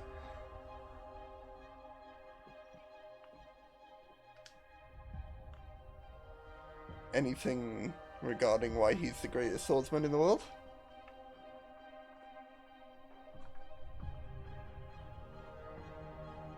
No. Fair. So, with that, I get to do something that I'm actually very excited for and was working until about 4 p.m. today trying to get sorted, and did manage to get sorted. And that is the first ad that we'll play in the many ad breaks here today. But before we get into that, I want to say a huge thank you to everyone who has put any bits, subs, or even just the ad revenue from the Twitch. I have, as you can now see with the tracker in the bottom right hand screen, put in £100. Some of that is my own money, some of it is from Twitch, because I don't know if Twitch has a thing in its contract about not telling people how much you earn. So I put in some of my own as well, just to bring it up to 100.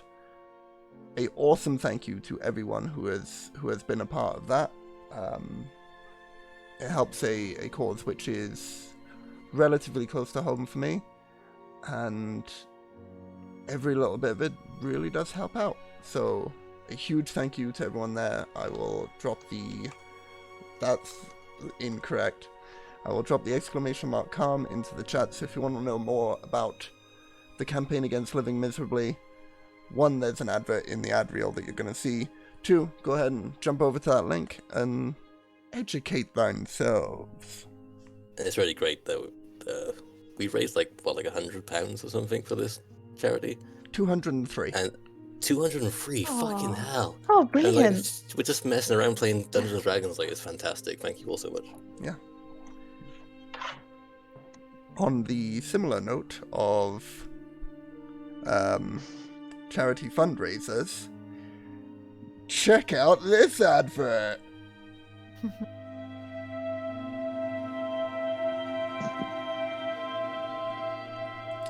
So that didn't work. We're back. Hi. That's so on brand for me. It appears... Go ahead. So it's great that it didn't for me specifically, because I clicked back into the stream to see it, and then I got an ad for Sonic, and I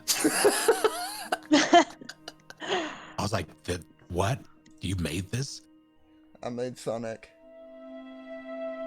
So it appears that I have rendered a small portion of what was supposed to be the ad instead of the... Oh, no, wait, I just got the wrong file.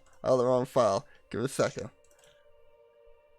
Okay, it's all fixed. I did the studio thing. So, we'll try that again, shall we? Speaking of adverts and charity stuff, check out this advert. Test. Say words. Yeah, I'm saying words. What's up? Alright, yep, coming through. How do you want to do this? Hey, for anyone who's not in the know, we're doing a 24-hour Resident Evil 6 melee-only race because we hate ourselves. Also, it's for charity. It's for able gamers.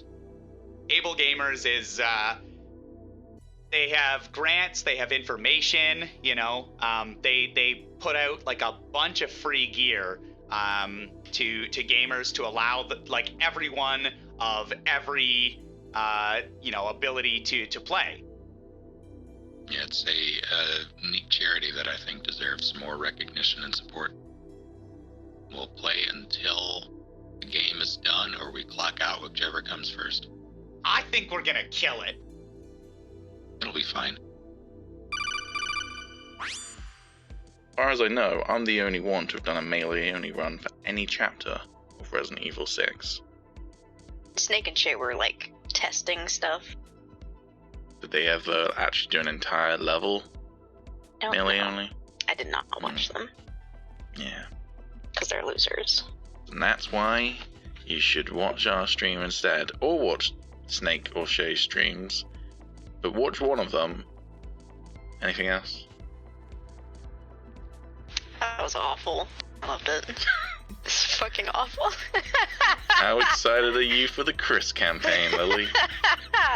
Not. Alright. Why are they like this? Amateurs.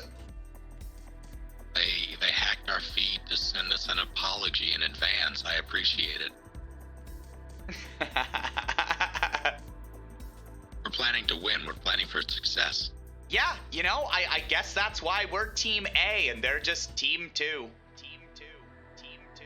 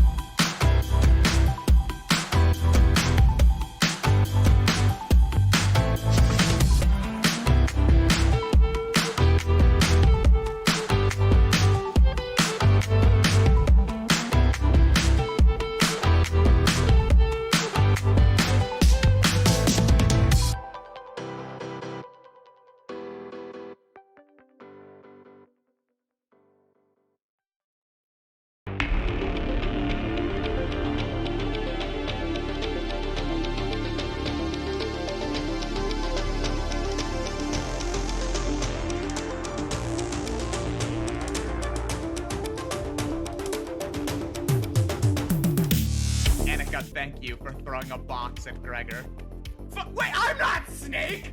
Why did I just... I've been conditioned! Oh my god! I'm leaving. I'll be right back. Somebody in chat reminded me of something. A fucking box? Fall off the bridge? Aww. Oh! What the hell? Well, why did that happen? MLG! Oh my god! That's a strat. I like fire. Fire is cool. Okay. No, it's not. Water. Yes, it is. No, that's not how fire works. I hate you. Hold on. I feel like there's a dude up there still. Maybe not, but... I mean, let's I just- shot a guy, but there might be. Don't fuck up. How the hell do I cook this thing? You did. You pulled it in. Well,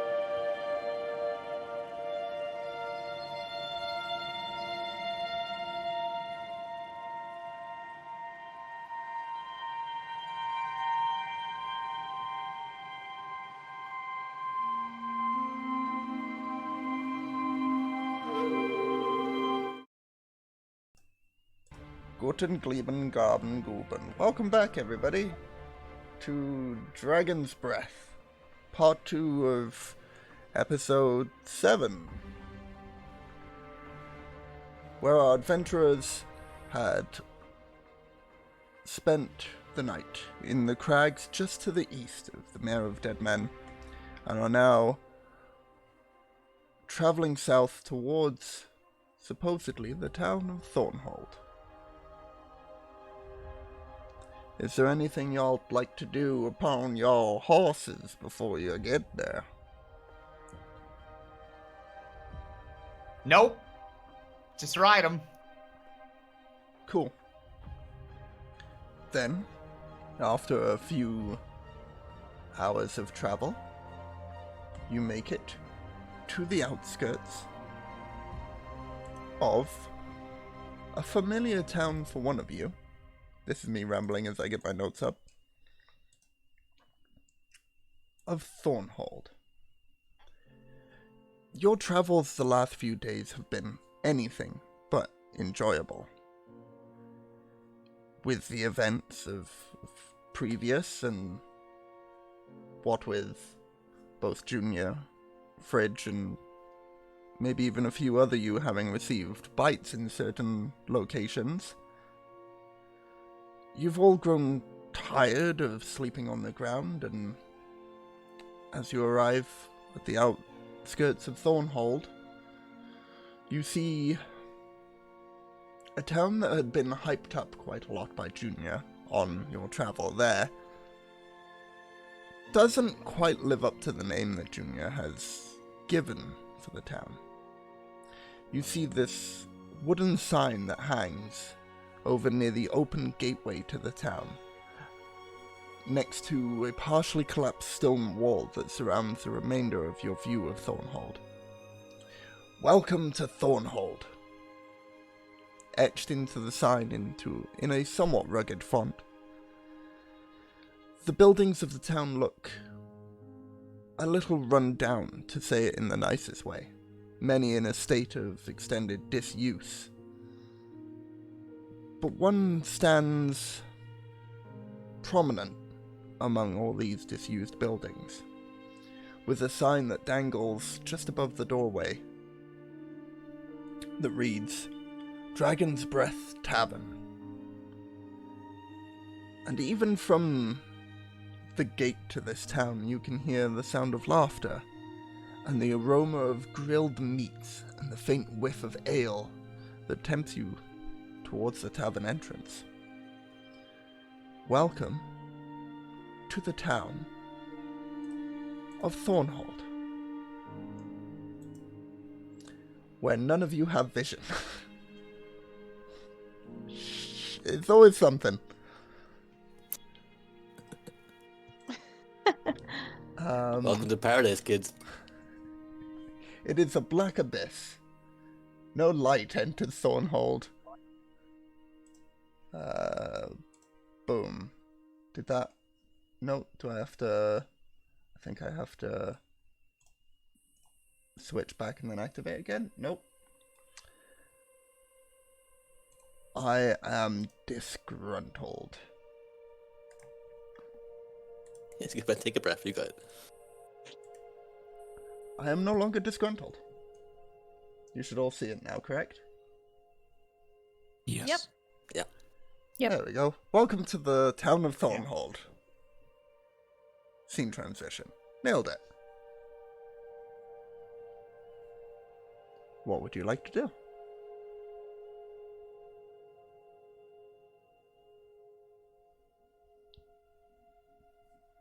Lead the way then, Junior.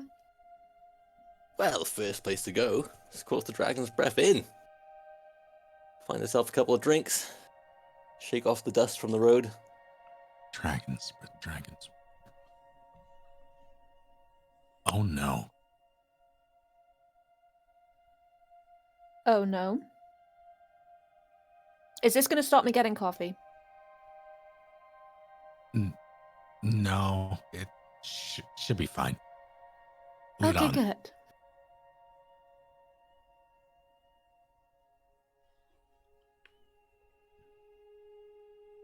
Follow me, gorgeous.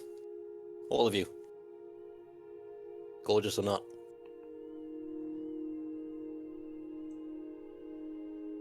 Oh, thanks for including me, eh?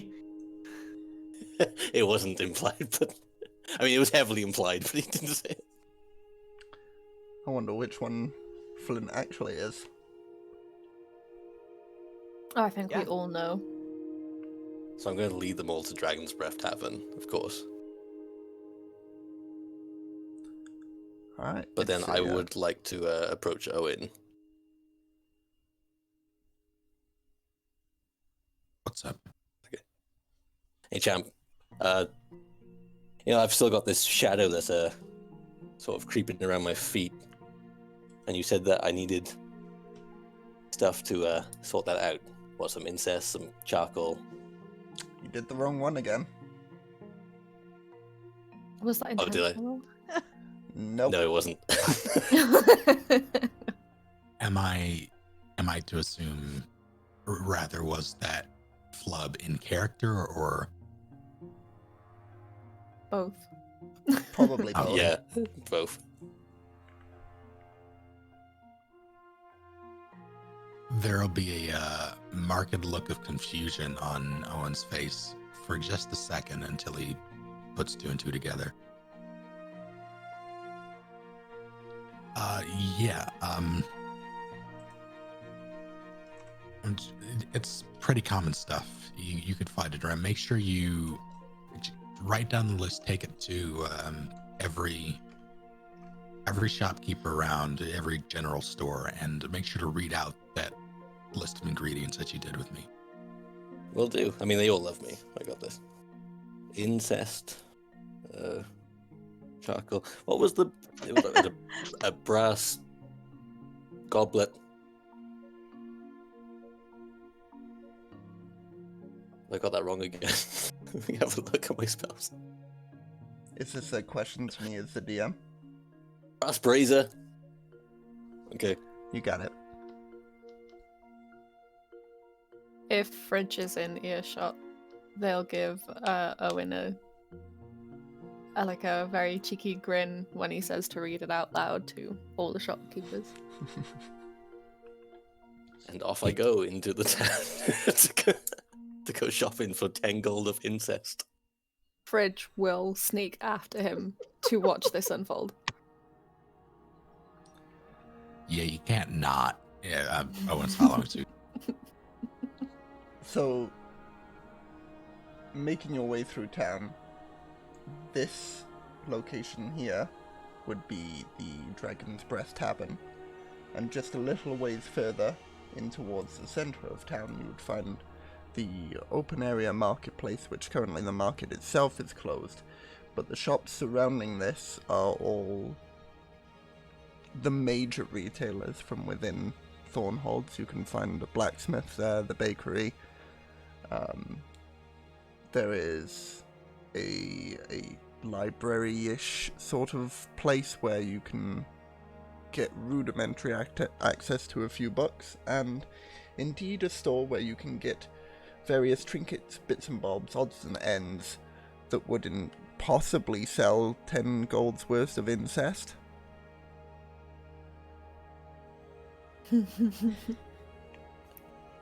Is there...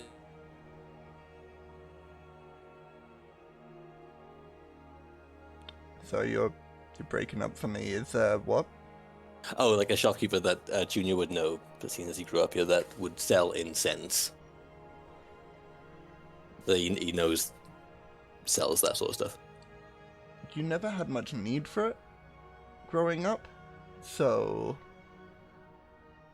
I'd say roll a history check, but it'd be fairly difficult given the background you had here. Okay, well, I'll have a look around then, I guess.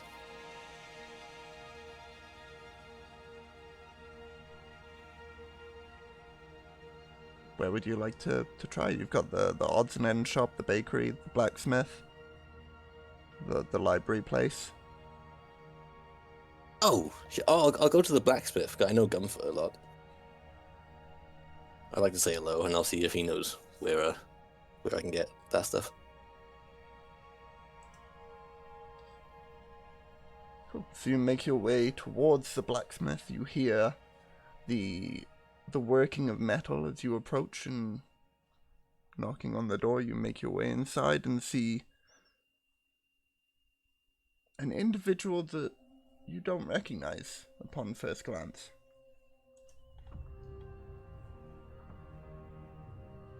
Ah. Good morning. Oh, hi, what can I do for you? Is Gunther about? Gunther. Yeah, he made this sword. I point at my longsword. You're having me on, right? No? Lad, Gunther's been dead for like 3 years.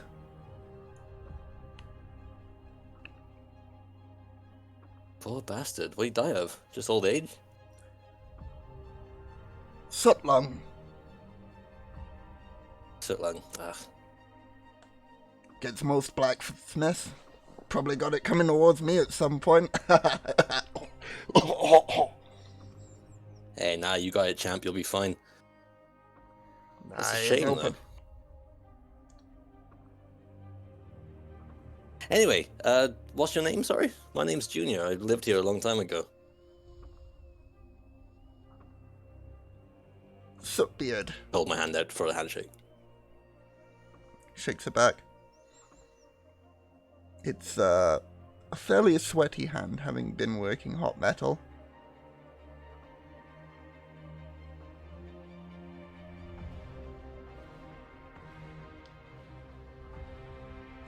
What can I do for you? Name, sorry. Sootbeard. Sup beard. Soot. You know, like what killed Gunther. It's poetic tragedy, really. Ah, got it. Same with my name. It's an orphan who raised up here. They call me Junior. It was a joke at first, but I kind of liked it. Satire is definitely one of our biggest exports, isn't it? I'd say so. And handsome men. See what I mean? Hey, listen, Supbeard. It's been a pleasure talking to you, but I'm looking for 10 gold's worth of incest. I don't really know enough about the town of where I can buy that from. Do you know where I can buy that? Any of you with Junior at this point? At least, yeah, at the very least, peeking around the entrance. The dwarven fellow will shoot a glance out towards the entrance towards you. And they then will back just see a towards, wolfish grin on Fridge's face. and then back towards Junior. 10 gold's worth of incest, you say? Well, Yeah, that's right. The stuff that you burn in, like it makes a big smell. Well, I don't know if any of the priesty type might be able to help you out with that. They got a fair few sisters up there that could, do you know what you're asking for, lad? Yeah, it's the stuff. It smells like cinnamon, or it can smell of lemon and stuff. It's like the incest stuff. Well, I'm not quite sure what your sister smells of. Sister? Is that a joke about me being an orphan? Lad, I think you mean incense. I'm going to turn around at this point at the two people who are following me. Grin is still in place. Owen is stone-faced. In fact, he's nodding encouragingly. Turn back around to Sootbeard. Yeah, that is what I mean. Incense. Well, you could try the odds and ends shop, but you won't find any here. You won't find no incest either.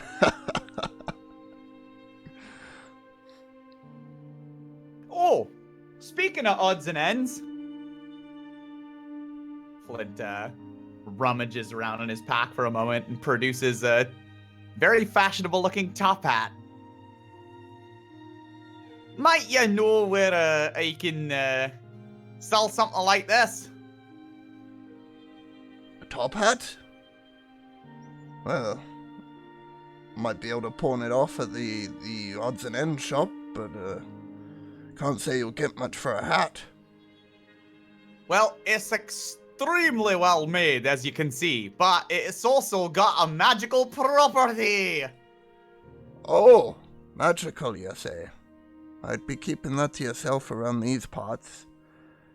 There's been a lot of people been gone missing lately, and if you be asking me, which you are currently, I think it has something to do with folk bringing in magical items to the town. Oh. Well. Great. No, that's fine. I won't sell it then. No, that's fine. Thank you. He like looks dejected and he puts the hat back in his bag. I thought he puts it back on. Goody you.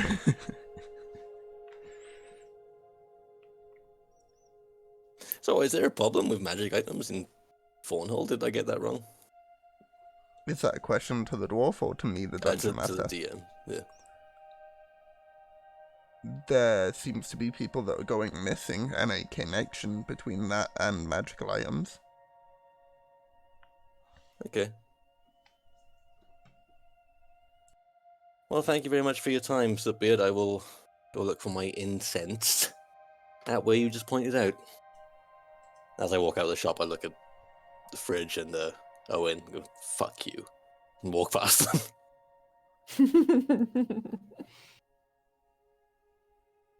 They will just be giggling from Fridge's direction.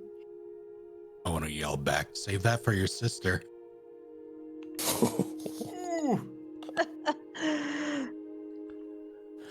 I'm an orphan, you bastards.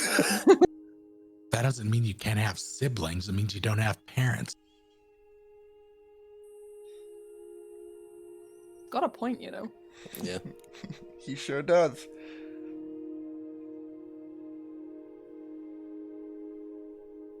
So that's what Junior's doing. He's going to go buy some incense and a brass thingamajig.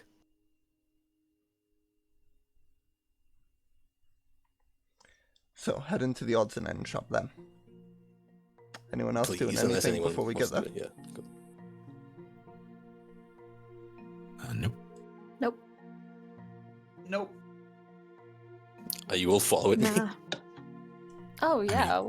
It's your town. Yeah. Yeah. God damn it. So, you arrive at this stone-walled building with a thatch roof. Not as in disrepair as the other buildings around, but still pales in comparison to that of the Dragon's Breath Tavern. Opening the doorway in, there's the pleasant chime of a bell, and you are greeted by none other than Martha, the baker. Martha, good to see you. Looking gorgeous as ever. Oh, Junior, you're such a flatterer, you are. What brings you back home? It's been such a lot. Come here, let me have a look at those cheeks, dearie. And she reaches out to pinch their cheeks. I'm going straight in for a hug. Ah, sweet. She hugs back. Oh, dearie. Oh, what a pleasant surprise this is to see you. Brings the sunshine back to my day, it does. What can I do you for? Well, other than to see your gorgeous face, I was looking for some incense, please. 10 gold's worth, if you've got that. I have been pointed here. Yes, that can be arranged. And she starts getting out a small section of cloth and loading it up with incense. I'm making sure that I don't fuck it up, because if I fuck it up, Also, Martha, you wouldn't happen to have a brass brazier around here for sale, or know where I can get one from? Just over there, dearie. And she points over towards a collection of cauldrons and braziers, one of which appears to be brass. You've always been a star to me. I wink at her and go to pick one up. Put it on the counter. And at this time, she's just wrapping up the incense in the cloth and tying it with a loose bit of twine. Have you been needing anything else, dearie? I mean, that's it for me, apart from I want to know what's going on with your life. How's your husband? You mean Gunther? Have you not heard, dearie? I'm really sorry, Martha. I'm just trying to be friendly.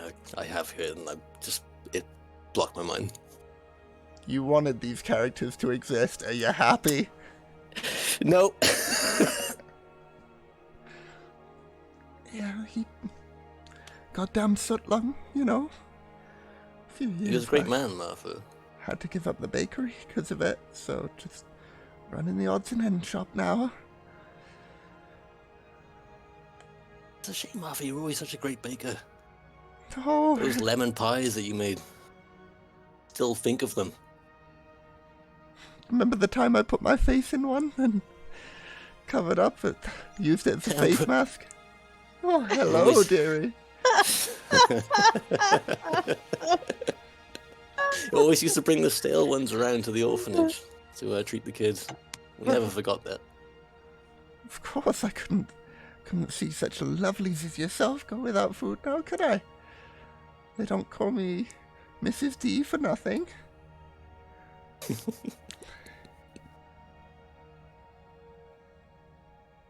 So nice to see you, Martha. And you, I'm dearie. gonna settle up my How, tab order. How long are you staying in town for? Just the night, unfortunately. I'd like to stay more. But I've got a job to do. This is my boss right here. I'm going to point behind me at Owen. He's, at this point, he's all but nodded off, leaning against the doorframe. Oh, isn't he a stoic one? Here, come over here, dear. Let me have a look at you. What? Excuse me? Yeah, come over, Owen. Martha wants to see you. All right, then. Walk over. Doesn't he have great hair? He does. I'm gonna whisper too. Yeah, you're right. He does.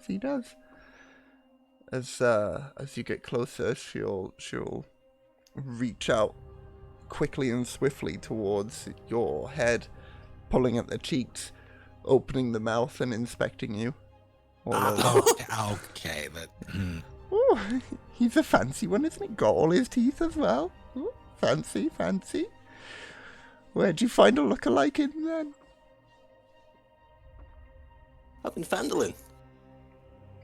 I told you I'd go on my travels and become the greatest swordsman that's ever lived. You sure did. And to me, you've always been the best. You know that. I tell you, Martha, I've slain a banshee, I've slain a manticore. Oh, you name it. What even is a manticore? And while Junior is describing this to her, she's going to pull Owen in a little closer so that he's within whispering range and whisper to him. You look after him, and I swear if anything bad happens to this young, handsome man, you'll have me to deal with, I'll have you know. Fair enough. And she'll loosen her grip on him, patting his shoulder. Oh, and look at the clothes that he's got. Very fancy, isn't it? He's Mr. Fancy Pants over here. He's got a brain on him too. He is a fancy pants, isn't he? I'm gonna call you Fancy Pants too.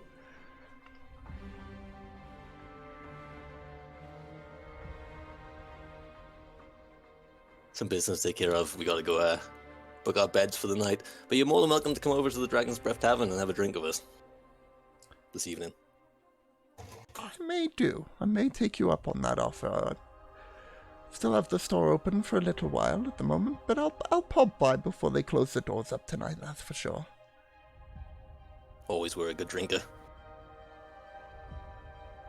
I'm going to settle up my tab with her and turn around and walk away. Now you be good, dearie. What was the tab?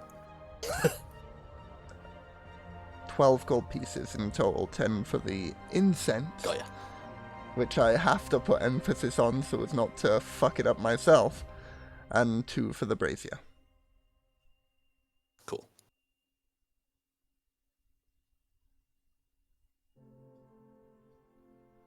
Anything else for the rest of yous?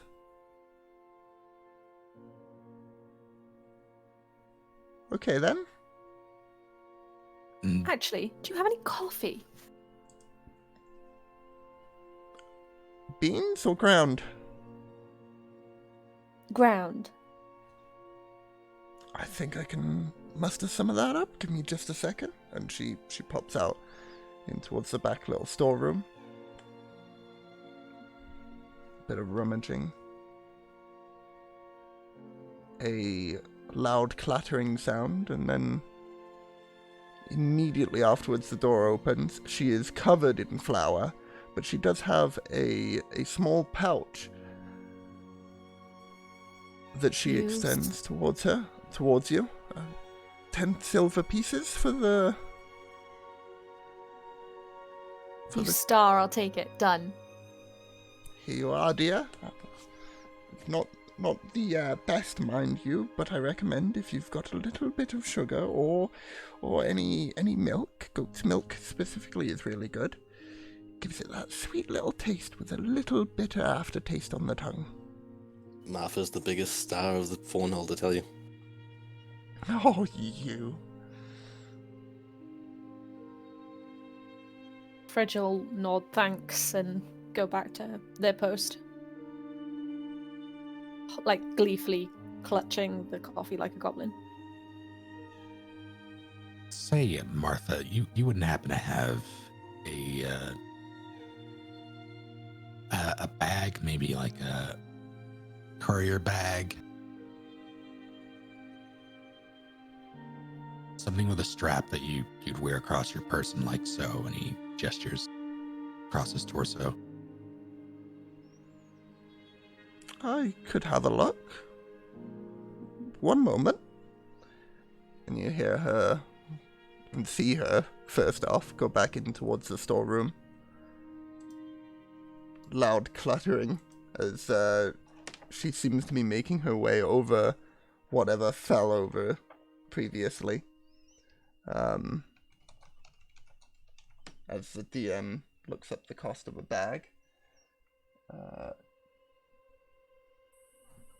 She stumbles her way back out with a small, relatively small for what you were looking for. Like, it could still hold a sizable amount of things. Leather bag with a fixed belt that could be slung over the shoulder. Is this suitable for what you're looking for?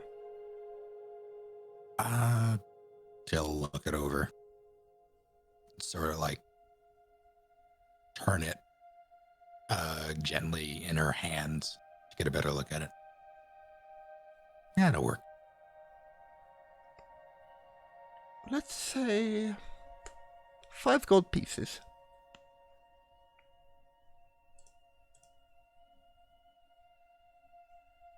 Hmm. 4? Would I have an idea how much this thing is actually worth? Probably, definitely not this much. But if you want to make a insight check to see how much you're being swindled, go ahead. 13.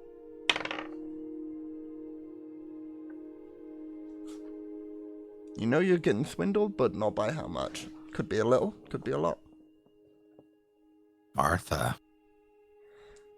Oh, you're a friend of Junior, 3 gold.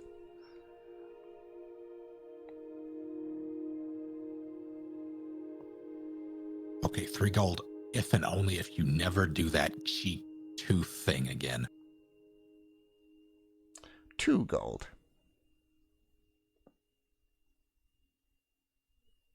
Can't take that away from Martha, Owen. 2 gold. Very well. She hands you the bag, takes the 2 gold. Better keep an eye on those incisors, they're always the first to go. God, I've actually fallen in love with Martha.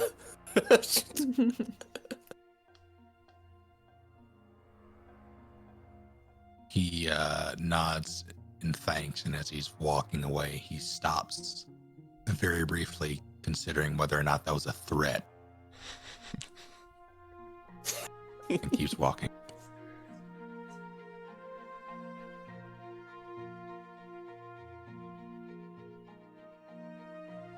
Cool. Anything else from anyone else before we saunter onward? But I want to do this thing, so I'm going to approach Owen. Like, Owen, I don't know what I'm doing with these items.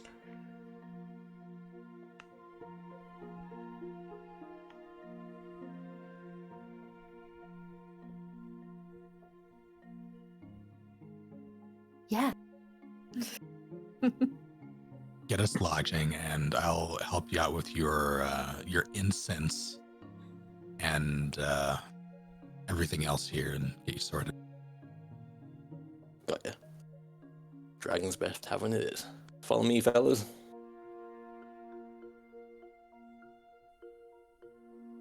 Woo. 2 buildings up the road. You approach the Dragon's Breath Tavern. And I have a thing to read out, but I just closed it and now I'm opening it back up again. As you approach the entrance of the tavern, you see an old, wrinkly woman that sits on a swinging bench just outside the tavern's entrance, currently smoking a pipe and rocking back and forth slowly. Her full-length blue dress ends just above her ankles, and she takes a long pull from the pipe, exhales, and says in a dry, raspy voice, "Looking for some fun? Or maybe relaxation? You've come to the right place. Welcome to the Dragon's Breath Tavern." Do I recognize? You do not. She then taps out her pipe, drops it in a partially torn and tobacco-stained pouch, stands and gestures towards the door with a slight bow. "You kids go have some fun. It's Mama's recommendation." I thought you said you were an orphan. I am indeed. What's your point? That's your mama. Oh, it was a joke that flew right over my head. Got you.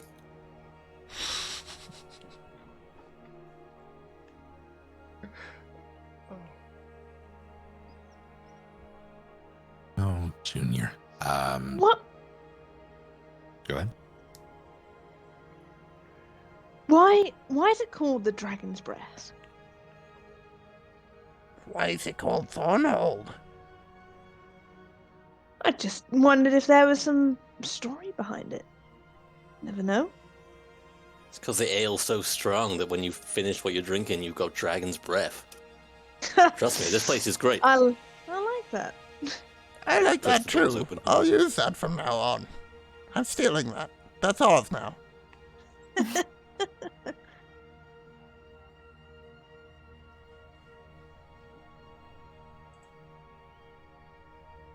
So, everyone making their way in? Sure. Yeah. I now have to drag character tokens because I forgot to do that, but I can do that fairly easily compared to the rest. Flint, Fridge, Junior, Owen, Saren. Is the homunculus servant currently out? Gus? It's poking his head out of my backpack. Cool. I'll leave it as just on your token for now, but if anything happens, then I'll pull him out. Gotcha. Just to save dragging around 2 tokens. Speaking of tokens, I assume these tokens are like just to wrap. Like not everyone's brandishing their swords. Correct. Okay, great. Several of these individuals actually do not have weapons, such as this fella here, who, although is holding a sword on the token, does not actually have a sword. This fella over here. So, Leo, I can't see anything. Yeah, the lighting's Dark, so. the old map lighting. Un momento, so por favor. Vision. Didn't mean to interrupt to do that, but I can't see what's going on. No, that is fair. That is fair. Boop, boop, boop. That one's supposed to be that one, and that one is that one. Boop, boop, boop. And for you, 60, 30, and for you,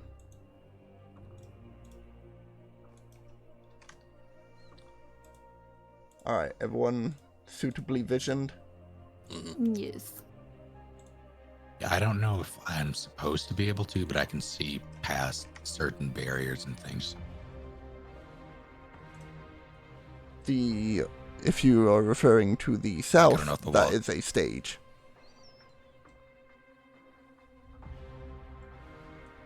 Yeah, I see that, and then there's the wall of the building that I can see past, and the thing beneath, or the floor texture beneath. Yeah, I don't know if that's these. Round down here, it's like I can see past this wall and then to the north as well. Oh, how unfortunate. You should not have been able to.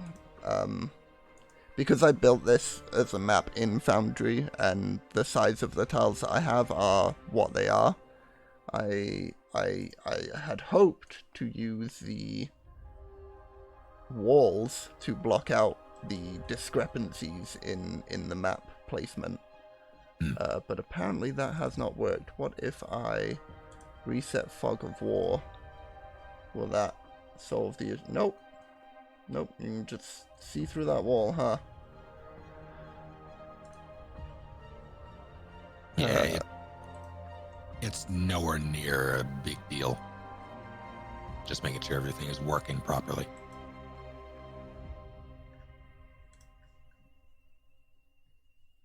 Let me just do one more reset of the Fog of War, because I might have fixed it. Nope, I haven't.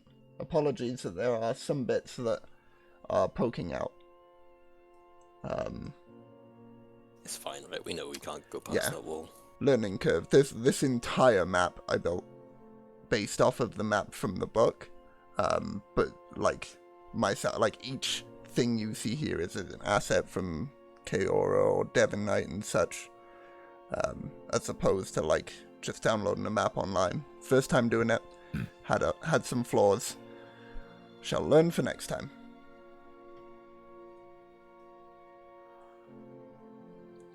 But hopefully it shan't detract too much from the role of play. Going to head straight to the bar and be like, 5 pints of your finest ale, champ. Sorry, give me a second here, because there is stuff I needed to read out as soon as you got in. But yeah, I was still dealing with vision for everyone, and yeah. Oh yeah, we cut you off. And can now see as they should in this situation, and Flint needs a 30-foot of bright vision added. There we go. Cool. And now the thing I was supposed to read.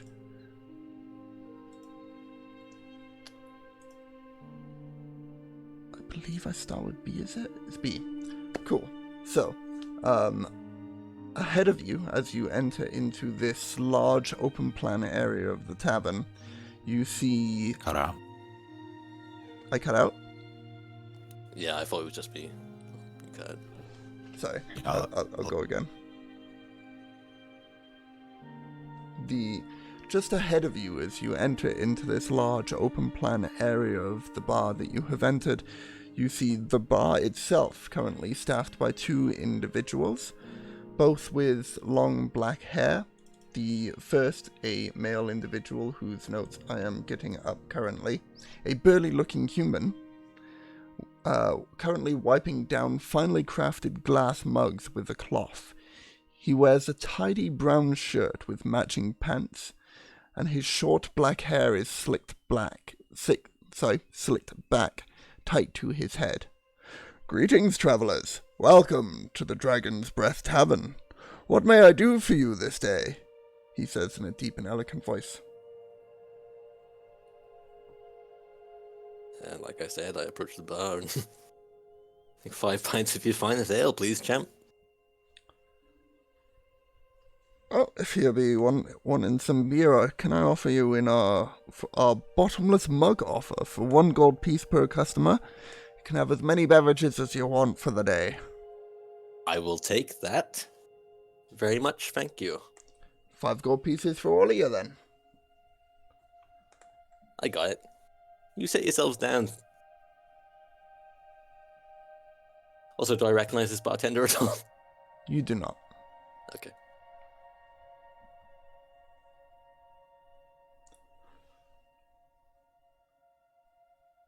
If you go ahead and take a seat over there, I'll get Glenna to bring over your drinks for you when they're ready. You're a star, mate. An absolute star. Can we pull up an extra chair? Sure, if there's a chair free, take one from one of the other tables and move it up. The dungeon master didn't do the math of the party and failed to make a table that had 5 seats. Bridge will grab one of the surrounding free chairs and drag it over. "And what can I do for you, fella?" he says, looking over towards Owen.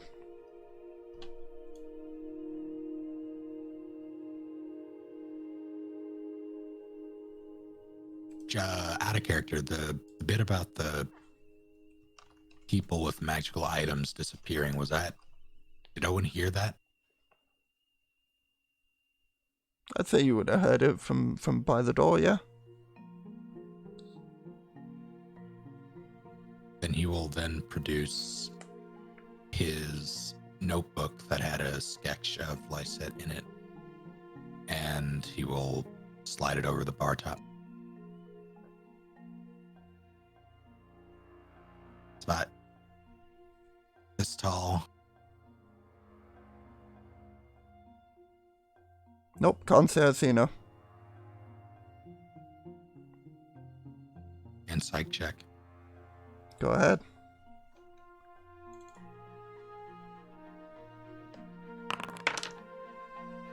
$16. They're withholding something, that's for sure.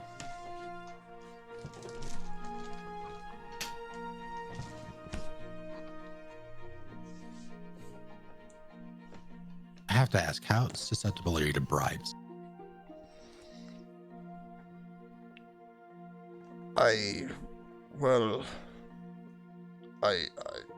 I'll slide a gold on the countertop. You be wanting the bottomless mug? Your friend over there already got one for you.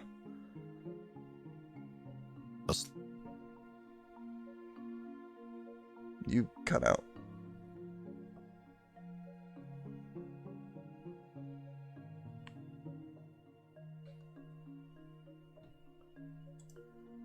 Hello?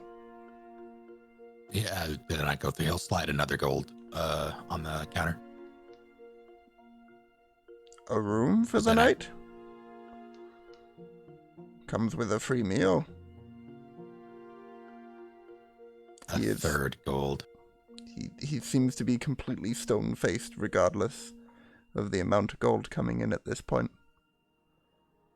A room and a drink?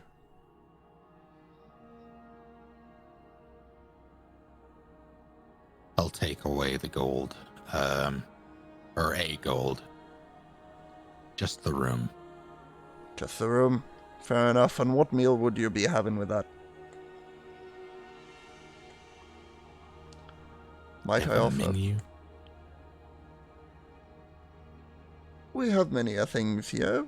Pretty sure we could drum up anything you could think of, but might I offer the special for today, which is the grilled beef with roasted sweet potatoes, corn on the cob, a slice of cornbread, and any beverage of your choice.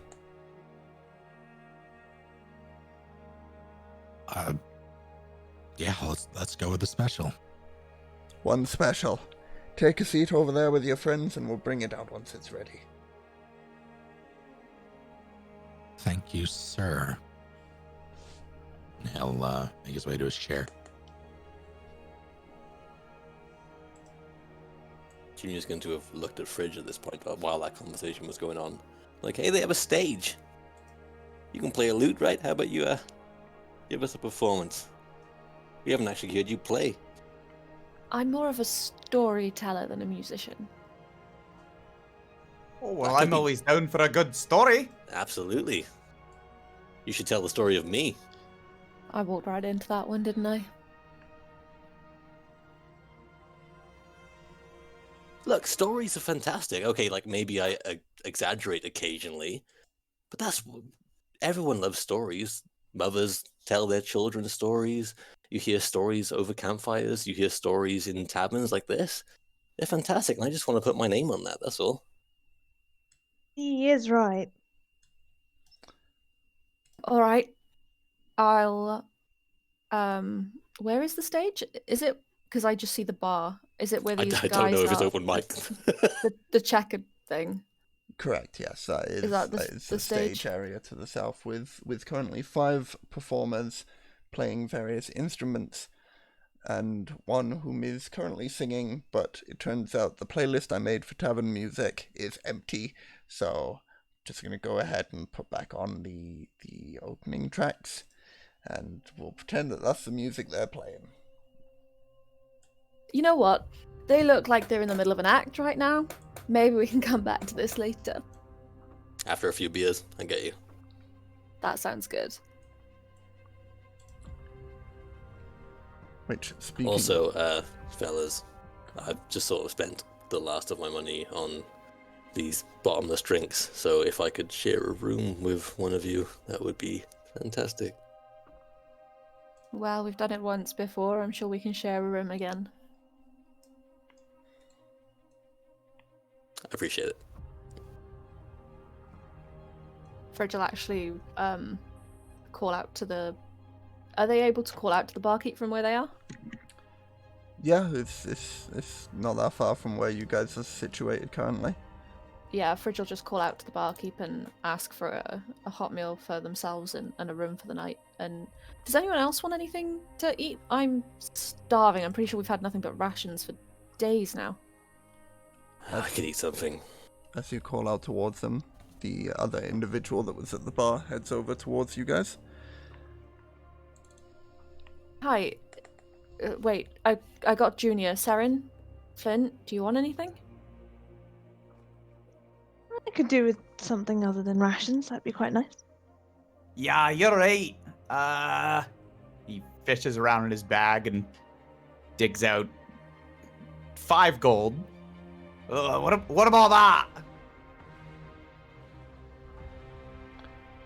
What about what now?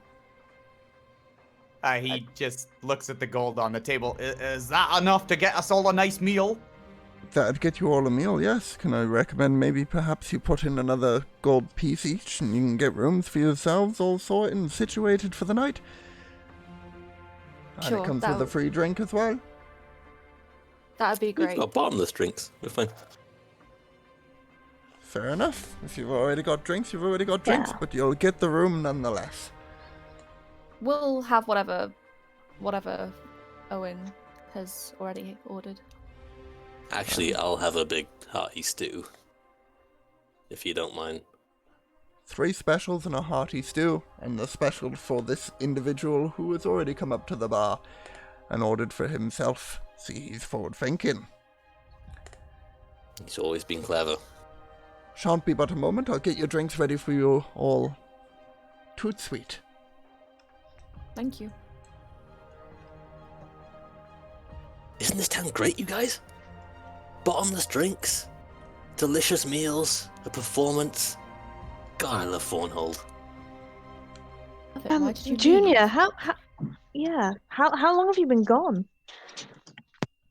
Oh, I've been a caravan guard since I was, 19 years old. I just know that there's more out there. You know, I need to shape my story into the world. I need to, like, cut myself into the history books. 19? I thought you were 19. How old are you? 27. Oh, Oh. you look good for your age. Stop flirting. It's about this time she comes back with a few empty mugs for you all. Now, if you just want to pop up to the bar at any point, you can fill up via the taps. Feel free to do so anytime throughout the night. We've got rum, we've got grog. Yes? No, continue. We've got rum, grog, wine, anything you can think of. There's a tap there for it, I assure you. You've got hardcore ale from what I remember. We do indeed. Been here before then. Oh yeah. I will say we're under new management, but hopefully you'll like what we've done with the place. I'd say that we've definitely dappered it up quite a lot from what it used to be. Looked like quite a rundown, shitty old place it used to be, but There is now look at less it. sick stains. I'll admit that. I make sure there's a thorough cleaning every night.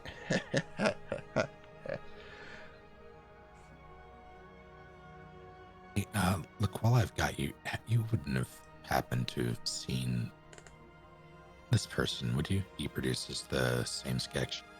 Nope, can't say I have. And with that, she very swiftly turns a foot and makes her way back to the bar. Fancy pants, take a day off, man. Just enjoy yourself. You've got a bottomless drink. You've got a hot meal coming to you. Just enjoy yourself for one night. Just one night. Even you had to admit that was sketchy.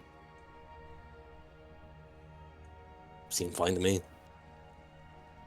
Fridge will look over at Owen, knowingly.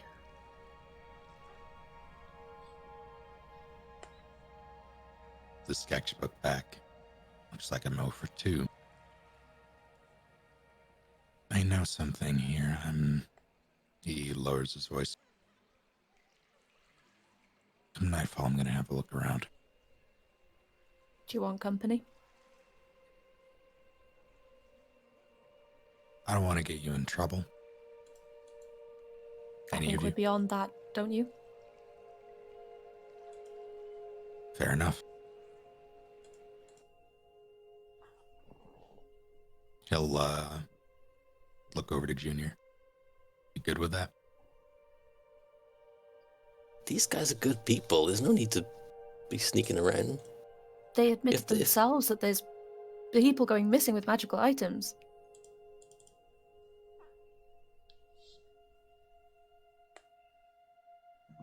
It can't Sure. be that. Like I was just like one day or so.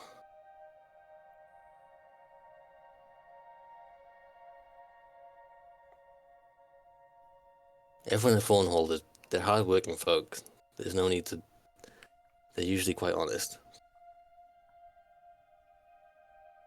Then let us just put our own minds at rest to make sure of that.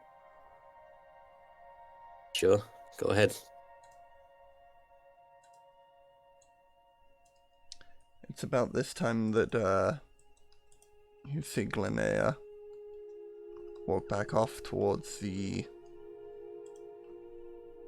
far side of the bar, and you hear a door creak, and this beautiful aroma of cooked food assaults all of your senses as she returns with various plates in hand.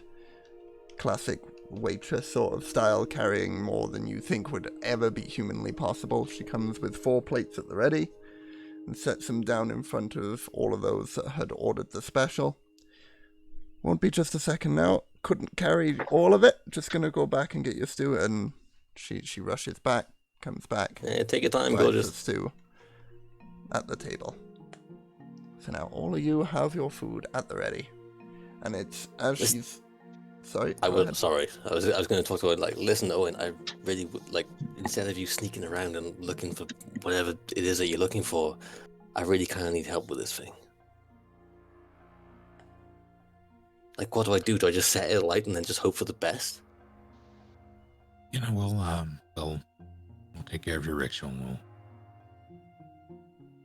After we eat, we'll pop out back, or actually, I'm sure I'll be fine in here, in one of the rooms, and get you sorted.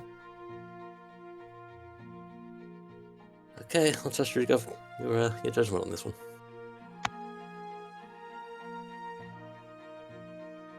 Cheers. He will start to dig into the sweet potatoes, all the while scanning the room and the people in it. To the upper side of the room, which isn't north. North is actually to the right of the map here, so the west of the room, you see an individual who currently appears to be playing a game of dice at the gaming table, and has been very lucky with his winnings. And it's at this time as you look over towards him, he goes, another win for Cullen Blackwater. And he currently is flanked either side by these two lovely young ladies who seem to cheer him on and provide him with the attention he needs to satisfy his ego as he continues to play this game at the table. Just in front of those two at this table here, you see two individuals chatting away to one another. The one of them playing with a ring on his finger, on the classic wedding ring finger spot, and the other looking quite happy towards him in a sort of blissful moment as they continue their drinks and merriment. They also appear to be eating the special. To the left here, you see an individual dressed in black leather armor and black boots. Across her, she wears this bandolier with, you'd guess about 3 daggers from the perspective you have in this bandolier. She's currently sitting there, and you think she was looking at you for a moment before you caught her gaze, and she instantly looks elsewhere. And then she seems to be paying attention to the waitstaff quite a lot. The individual just behind you guys on this table here appears to be a dwarven fellow who is currently chugging away at his ale, boots up atop the table as he's led back, tilting the chair back, listening to the band in merriment.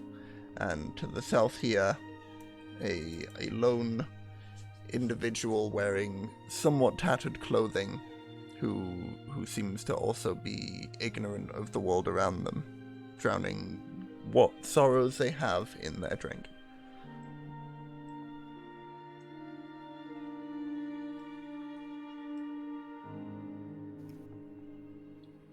And again, sorry, I don't recognize anyone in this book. You do not. Oh yeah.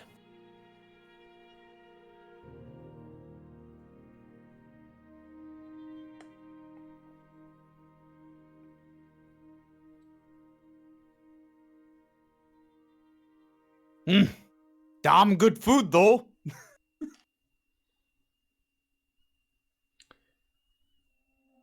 You can say that again. Fridge will agree. Shoveling it in.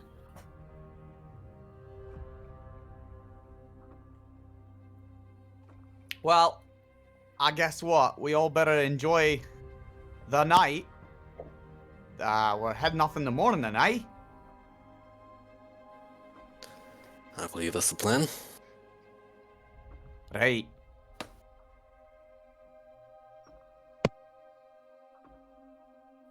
However, Flint, we have bottomless tankers right here. Oh, that's true. And damn good for it. He like holds out his tankard to Junior to, you know. Yeah, got you. Junior clinks. Cheers! He downs like the rest of his mug. More, please! I would say a gold on I wonder who Flint, can but drink that seems kind more. of pointless. I was gonna say. The waitstaff comes up towards the table after you mention the call for more. Grabs your mug from you. Ale again? Or grog? And as she says grog, you hear the dwarf to that table there that I've marked. The grog's nothing but pice. And she gives a worried look for a moment. Well, damn it all, the ale's good, so another one of that. I'm not be drinking pass. It's all fucking watered down shit anyway. And the lady. But it just keeps coming, don't it? I apologize for this other patron's behavior. If you'll give me a moment. And she makes her way over towards the other dwarf's table. And this husky-looking dwarf, now getting a better look at him, is clad in plate mail armor. Still leant back in this chair, he looks up towards this individual, and you see the waitress mutter something to him, but from the distance you guys are, and with her hushed tone, it's imperceivable with the laughter of the rest of the bar. And the dwarf pipes up, "No, everything is not to my liking. I think you're skimping on the amount of rum you're putting in my grog, and I think you know it." At this point, you see the waitress place her hand on her chest as she quietly tries to appease the dwarf. But again, you can't hear her words. "Nonsense," he says loudly. "I know grog, and I know when I'm getting thinned." And just as Flint slides his chair out a little bit. Go ahead. No, that's it. He slides the chair out a little bit and stands up on his stubby legs. It's just as she goes to appease the dwarf once more that you see coming around the corner up here. Let me get the notes back up. I had to move the character token. Let's lost the notes. Just as the waitress tries to begin to appease the dwarf again, a figure appears from behind the bar. He's impeccably dressed in black satin long coat over a frilly poet's shirt, tan leather pants and black knee-high boots. His blonde hair is pulled back into a tight ponytail, and he moves with the graceful elegance of that of a cat as he appears to glide his way over towards the confrontation. And sits right on his bald head. Fine, I'll move him there. Better? Just let you know that the reason Junior's over here is he's stepped up from the table and be like, going for a piss, and is heading for the door. You would know, having been in this establishment before, that there is a set of toilets up here. I changed my mind when I said I was going for a piss. I'll be going up there. So you pass this individual on your way to the toilets then, and you would recognize them as the Baron. But they seem currently fixated on the task at hand and have not recognized you. They don't I recognize them, they don't recognize me. Correct. I'm gonna stop and change my mind about going for a piss and lean on this bar and watch what happens. As the man in black reaches the table, He says aloud in a comforting voice, Mr. Pritch Redbeard, correct? I could not help but overhear your dissatisfaction with the product you are being served. Grog, is it? Please, take comfort in knowing that we take great care in measuring our cocktails, but, to appease you, I will ask that you and the patrons be served our finest rum at no extra charge this evening. The dwarf clearly seems taken aback by the man's words. They seem to have somewhat satisfied the concerns that have been addressed. And the man in black raises his hands up in a sort of sweeping, elegant fashion and... Mitchie! And from around the similar corner that you saw before, you see this gnomon individual come scurrying up through the bar, weaving his way in between the cluttering mass of tables, carrying in his arms a black glass sort of wine bottle shape that has recently been uncorked by the looks of it, with that small little, like, you know, like when you've opened up like a bottle of rum or whatever from a fridge, and it's got that smooth, like, it's not steam, you know what I mean though, like coming out of the bottle. Yeah. That. Yeah.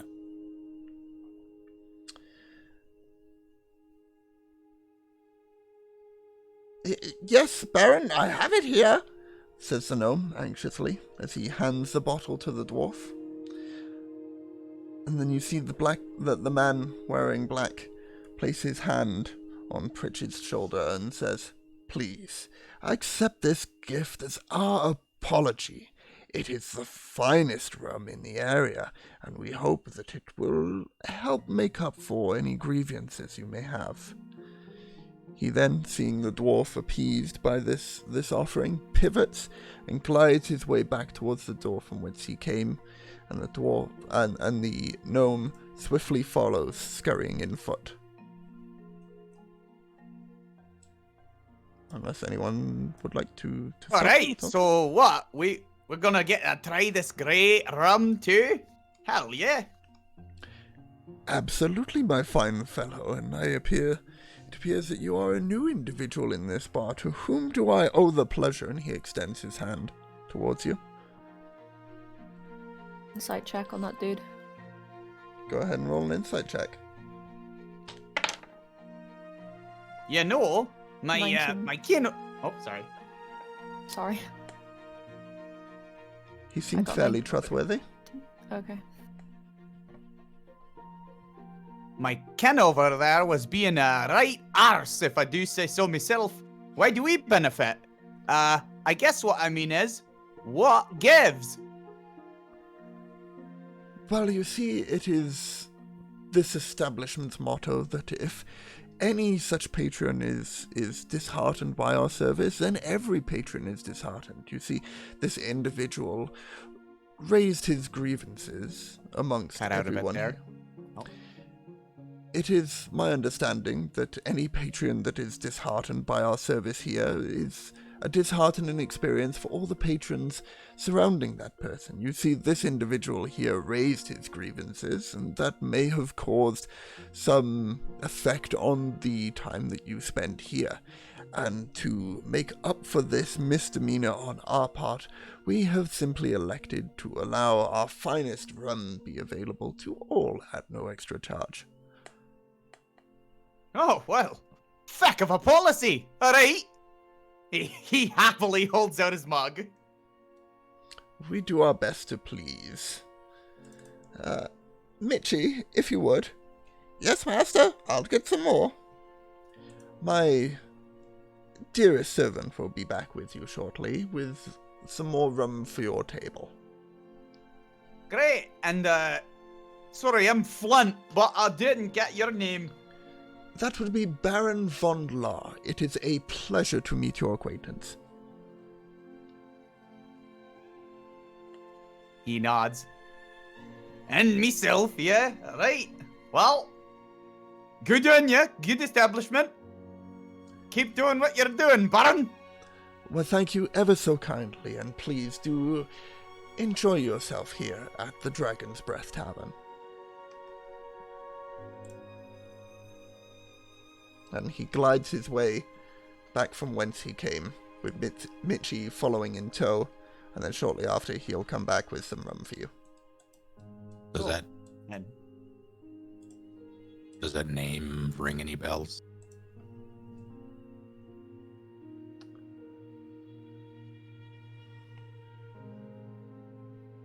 Possibly.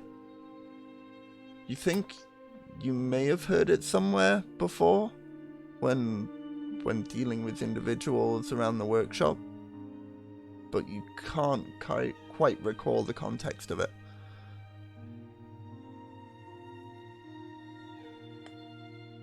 Did he bring rum to the table, or did he bring rum for Flint? Both. Is it possible to check if there's anything in the special rum?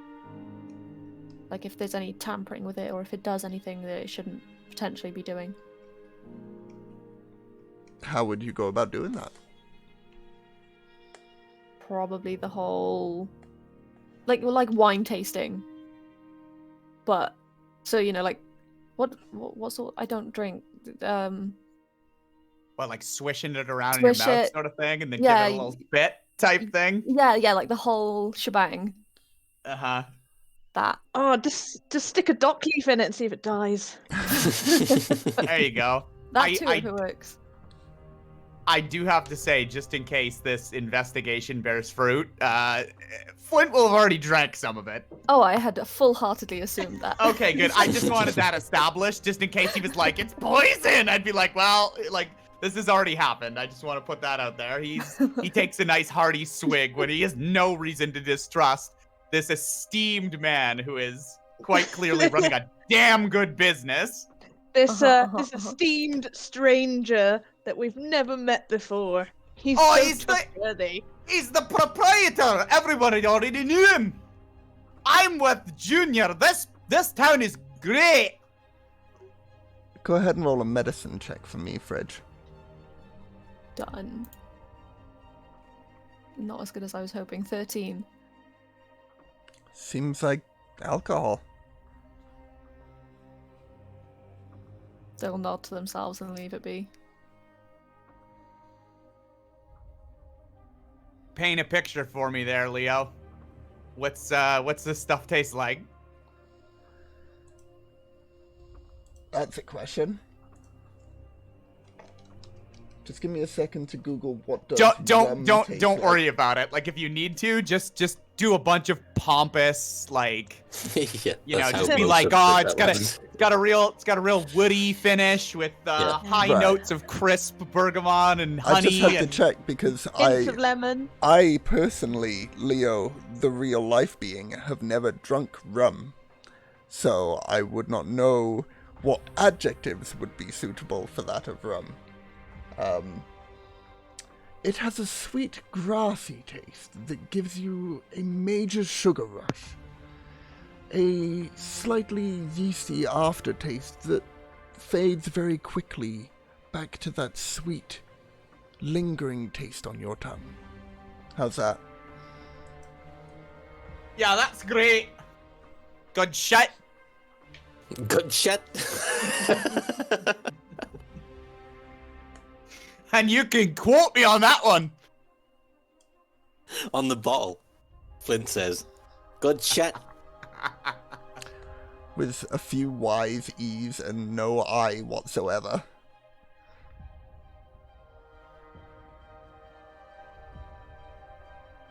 Alright, well, I better slow down just a little bit because we got a big day riding after this, eh? And gotta be fresh faced for Owen's task at hand, and yeah.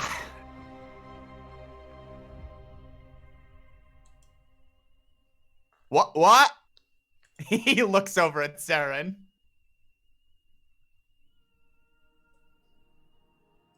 Yes. Oh, I thought you said something. No.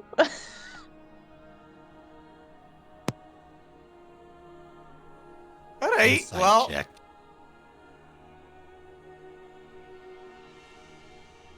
On whom? Flynn. Flint and Saren. okay. I was gonna say Flint. Answer. He's getting fucking drunk.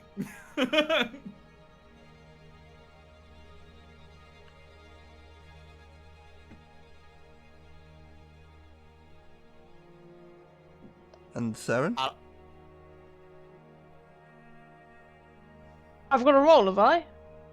Are Insight. you being deceitful? No, if you're trying to be No! deceitful or anything, I mean, No! you know, you I could literally just. she's just been sat there watching this whole debacle happen and thinking, why on earth have I gone into this mess? Well, it's getting kind of late, right? Anyone else got any thing to do? Yeah, around what time of day is it? I'd say about 4 p.m. at this point. Oh, you made me look like a right arse, didn't you? You've been drinking. What time did you say it was? Sorry. 4 p.m. It's like 4 in the afternoon. Oh, right.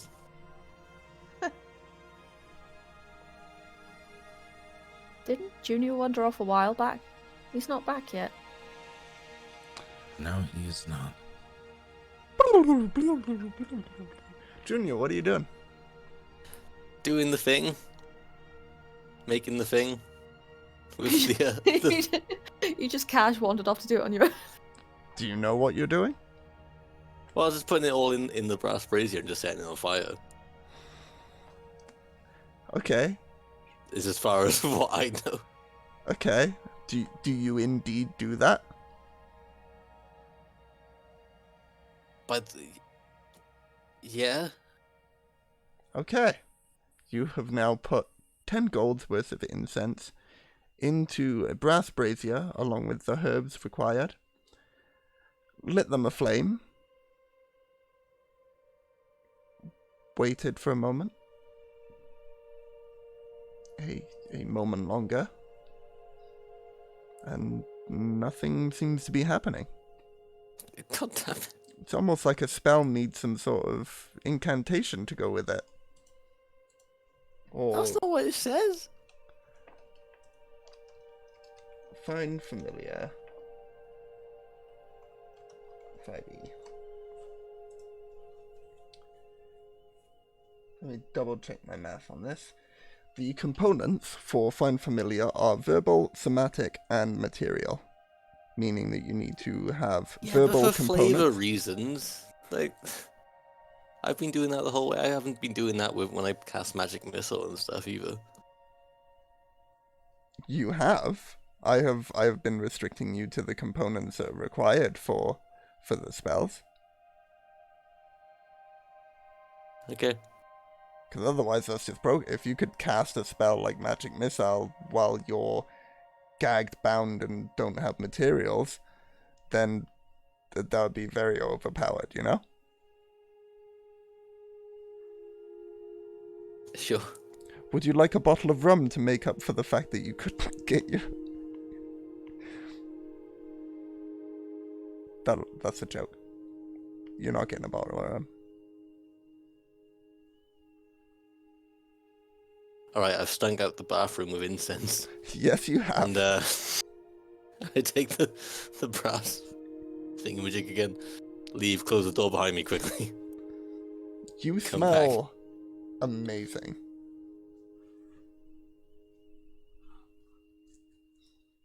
What'd I miss?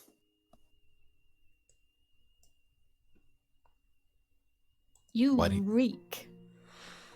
Why do you smell like incest?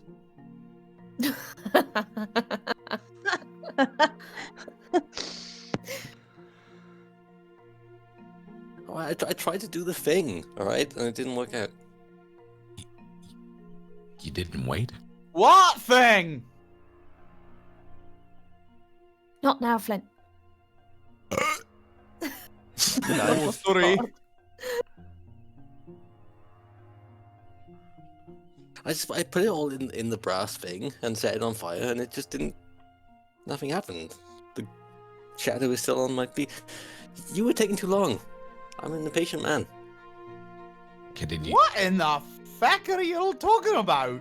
Enjoy your rum, Flint. Oh, I am. Incantation. So what was I supposed to do? Do some weird hand movements? How much of it do you have left?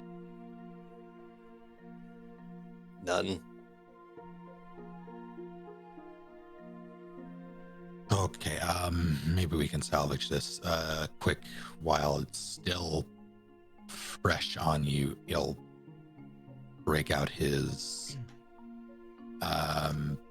actually, would I even know the incant? I identified the spell before. Would I know how to cast it?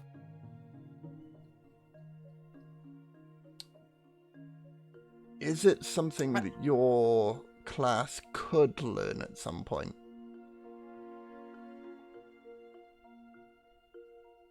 Don't actually know. Let me double check. Hey, get it while it's still fresh, or as we say in Axholm, strike when the iron's hot. I made myself sad. Oh, Oh. you Like made me a sad. mug. You made me sad, though. Can someone take Flint to bed? That is the most heartbreaking thing that's happened tonight. And Gunther's dead. Oh, not Gunther. Not Martha's husband. Fridge will go around and give him a consolidatory pat on the shoulder. Oh, thanks, pup. You're a good one. How many Someone's beers brought in a are coffee you in. now, Flint? Takes a big swig. Well, as I understood it, it was infinite ale, so probably a good 5 or 6 on top of the rum. Roll a constitution check for me. Cool. Wait, I'm good at that. Hold on. I'm not good at it when I roll a fucking 1, though. Ooh. You are now, you are now considered poisoned. Oh no. Not Oh, that's because not you're great. This must be some poisoned. strong ale. This is not watered down. Hey, it's the finest rum. I have advantage against poison because I'm a dwarf. I'm not kidding. I do have advantage against poison. Do I get that? Sure. Great. Okay, well that wasn't terribly bad. Well, it was better than the 1. I got 9 total. Still poisoned. The DC is 10.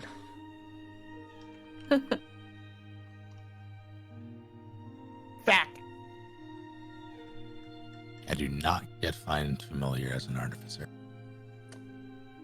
Then you would need to do a little bit more research on it if you were going to help Junior with the casting of this spell, or find another individual that could help him with the casting of it. Okay, but I know it because it's mine. And I'm just flavor seeking that Junior doesn't know what he's doing. So what would be your the verbal component of the spell?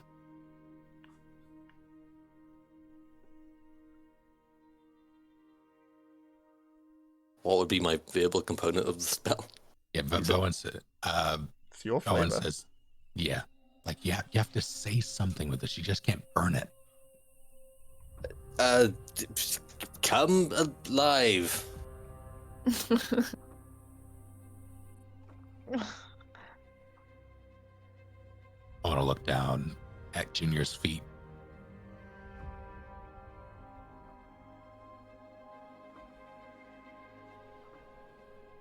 Undisturbed at this time.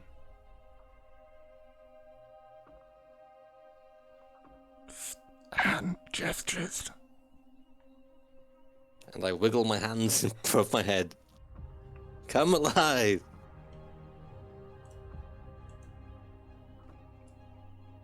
Poof! Out from beneath Yeah. the shadow of Junior, this black ichor swirls in a winding motion before clumping down on the floor as you saw it do in Axholm, and then slowly lift up from that shadow it created on the floor into the form of a small wolf pup.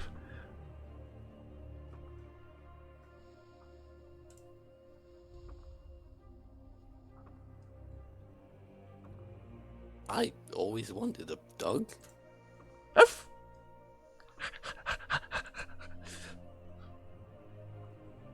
Owen doesn't even, he'll take in the dog, but very quickly divert his attention to the bar staff.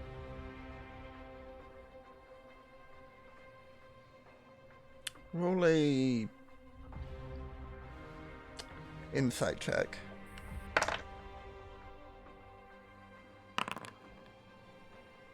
Dirty 20.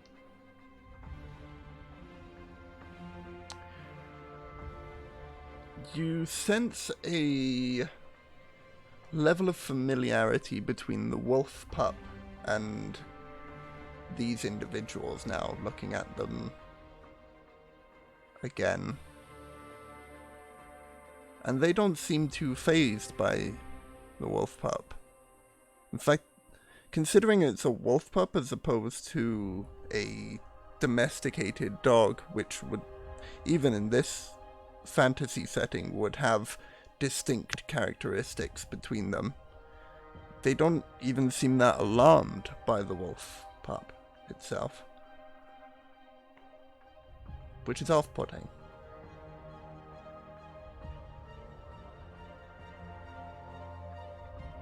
He turns his chair around in like a cool school teacher way.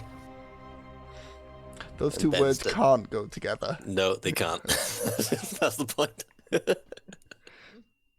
And bends down close to it and goes, "Are you his pet too?" I would take that as a yes, champ. I'm gonna tickle him under his chin. Oh, yeah, that's good, that's good. You hear, but everyone else just hears.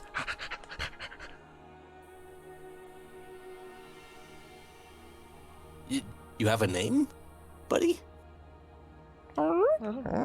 Tilts his head to the side. Yeah, since I was a little boy, I always wanted a pup. I'm gonna call you Fallow. Motherfucker.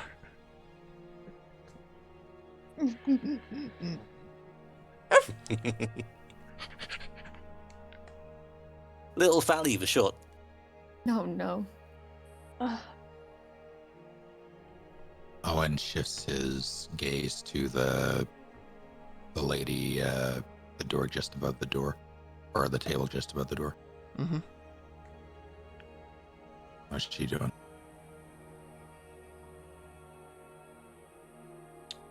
Roll an insight check.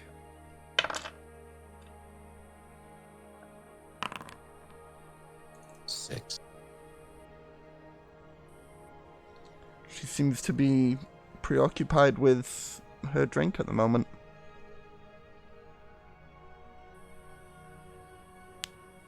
Oh, and you didn't tell me this thing was a pup.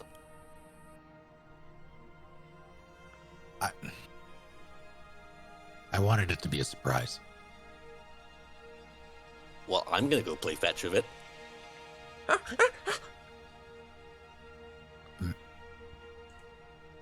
And I'm leaving to go play fetch with my pup. Fridge will lean over to Owen.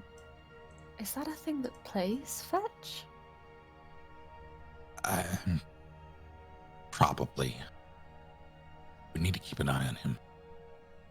Wow. I'm going. Seren will follow Junior out to just watch him.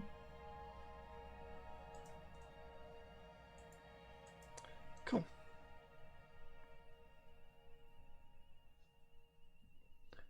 Those of you still in the bar, is there anything you'd like to do?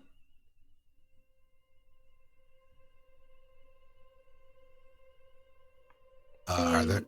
Sorry. Go ahead. You. Not it. Not it.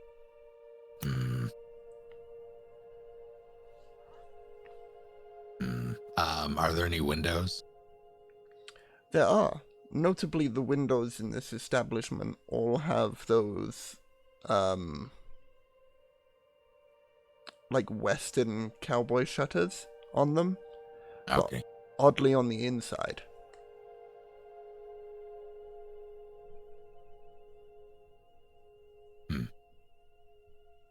I assume they're all closed. They're open. Do we still have visual on Junior and Saren? Depends which way they go and how far they go. Junior and Saren, where are you going and how far? Just in the beer garden. Find some stick and throw a stick. Fair. Yeah, you'd get the odd view of them. Yes, so long as they're within view, Owen won't move. He'll continue to eat his food. Fair. Which, by the way, those of you who had the special, go ahead and give yourself 10 temporary hit points for the next 24-hour period. Ooh. I can't remember what I had. There's a temp option on D&D Beyond.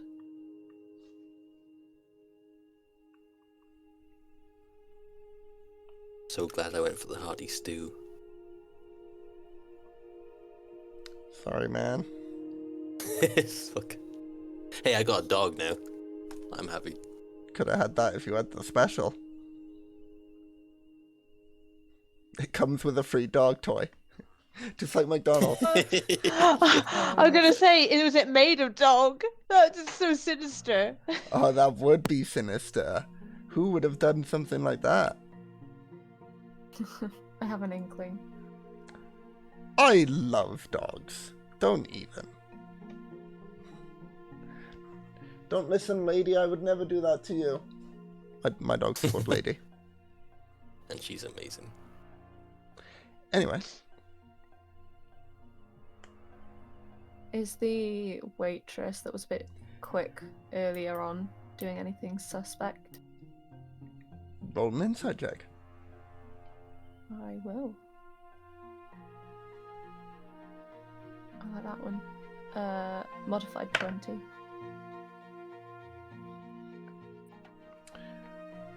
She has had her eye on many of the folk in this bar quite a lot. She spent a lot of time looking at that dwarf that piped up earlier. And when she catches you looking at her, she will vacate the bar.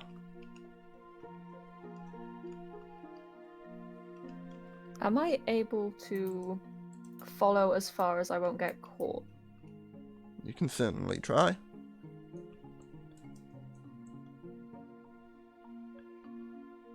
Do you want me to roll stealth or anything? Am I able to glance around the corner?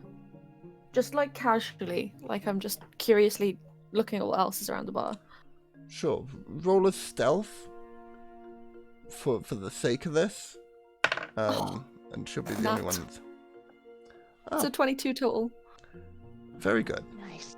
You seem to move in such a normal way that no one pays you any mind as you just walk through the bar as any normal individual would. And you see her make her way in through this door that as you peek through before the doors close behind you, if you'd like to do so real quick with your token. Sorry. Yeah. And you see then, now that it is indeed a kitchen area that she has made her way into and the doors close behind her. Did I see anything in that glance? Roll a perception check. Oh gosh, hang on, I just want to prove that I got what I said I got. Cool. Perception. That was horrific. It was 5. But it was technically a natural 1, if that means anything. It does not. Oh my god. So you're transmitting. So like 5 yeah, total. You catch that it's a kitchen area, you see a stove for a moment, you see that individual in there and the door closes. Cool. I'll go report back what I caught to Owen, just so that we're on the same page. How they were eyeing up other patrons, and then when they were caught, hid.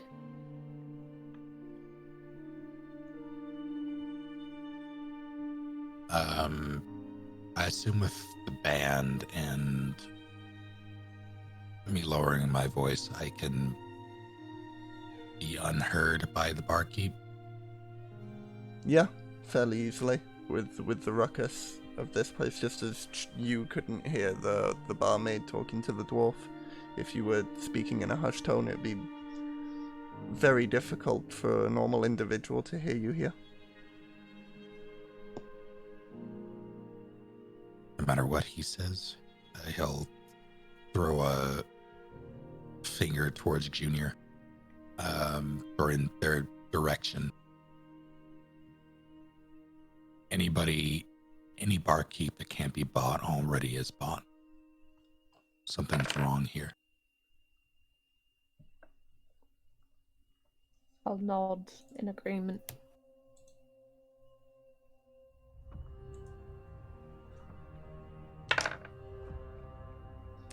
Both were bad. Do we want to wait till nightfall? It's going to be the best cover, but something's going on in the kitchen. We can't exactly barge in. I mean, we could. He seems to give that serious thought. Then looks over at Flint, who's, I assume, still drinking. I think if sheer brute force is your intention, we might want to wait for our companion to be sober. Unless anyone brought him to, like a bed, then yeah, he's probably at like 8 now. Because I don't exactly know that I'm poisoned. 8 rums. Roll another. No. The endless booze. He's been drinking that. I assume the rum, we only got 1. I assume that wasn't. Okay. Yeah, I assume that wasn't endless, right? Correct. The rum was not endless. Go ahead and Yeah, roll good luck getting Flint to his room if he's drunk 8 rums. Go ahead and roll another Constitution check for me. Okay. This time with disadvantage, because it's an ability check. Oh no. Oh. I guess it'd be a Yeah, saving you throw, right. Let me check.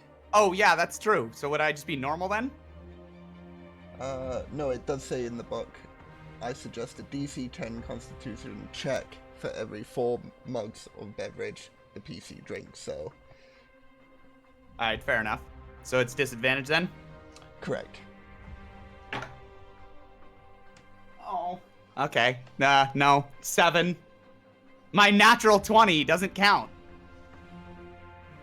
Oof. Apologies, dude. You are... It's all good. I literally... extremely inebriated at this point. Yeah, I grabbed a beer when we started, when we got into the actual, like, out of game. I grabbed one, and I've already spilt some on myself. Of course you have. You always spill something on your PC when you're talking to me. Yeah. So, would anyone like to do anything else at this time? Speaking of our action-heavy friend, don't you think it might be worth us removing him from his current predicament? Yeah, I guess Owen will stand up, reach over the table, put his hand over the opening of the mug. All right, we're cutting you off.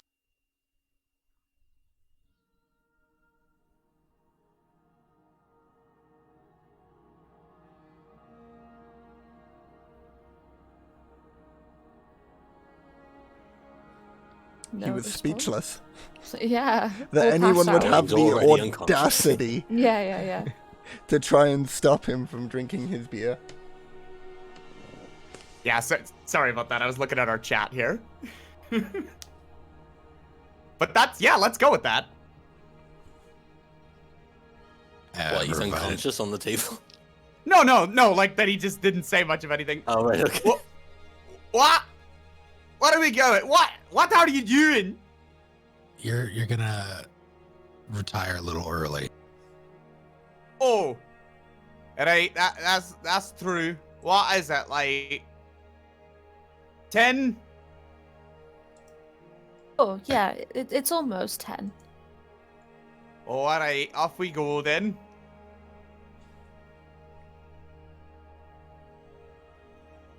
Do we have rooms picked up? Yeah, I'll go over to the barkeep and... Can we collect the keys for our rooms, please? I think it's about time our friend retired for the evening.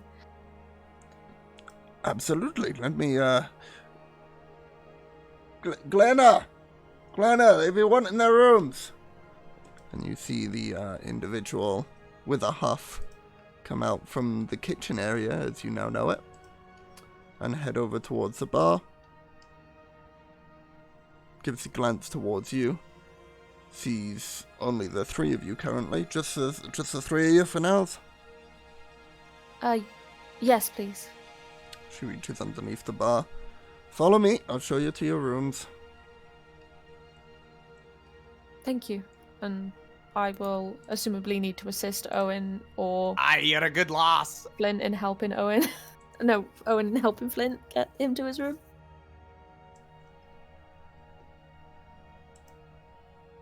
Yeah, Owen, how do you even... Just grapple him and drag. Anyone. It doesn't... He'll stumble along, but like, yeah, he's not resisting or anything. He's just gonna go and pass out, I guess. I just assume we grab an arm each, to be honest. Yeah. It's like leading a child. About the right size, too. Wow. What child do you see that has arms that thick? One that works out. Yep.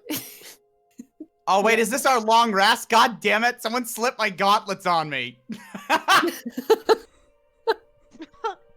He said in a drunken stupor that came out like, yeah, that's right. No, but okay. I'm out for the night, so don't mind me.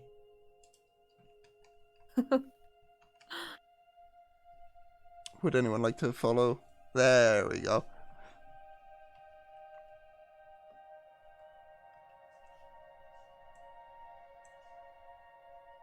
I'm watching for anything interesting in case they're doing something sneaky as well.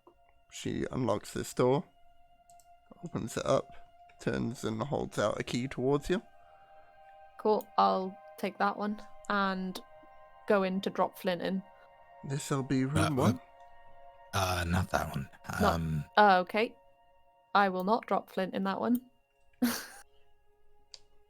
She I'll put then him in the next one.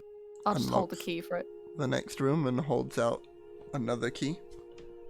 This one, now you notice, between the two of them, the difference is that they all have individual different coloured tags on them. The keys. The that keys? is. Yeah. Okay, cool. Do I grab that key as well for a minute, Owen? Like, Fridge will reach out questioningly for the second key after being halted on the first one. Yeah, like the room. She'll say, room's fine. We're just gonna stuff him in the second one. Got it. Grabs the key, stuffs him in it.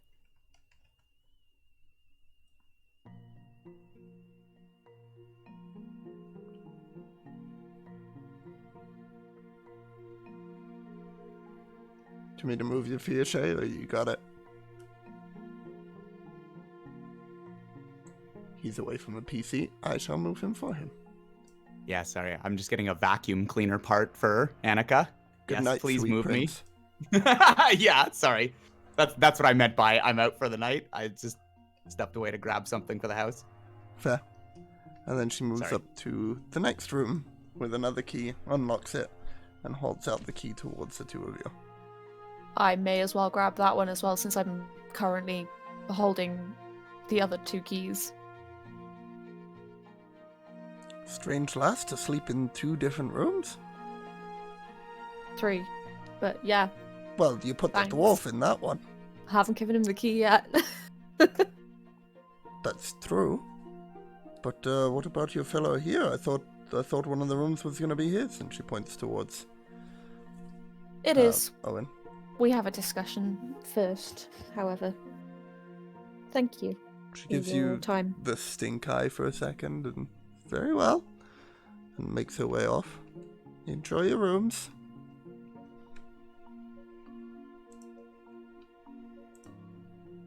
All right, Karen.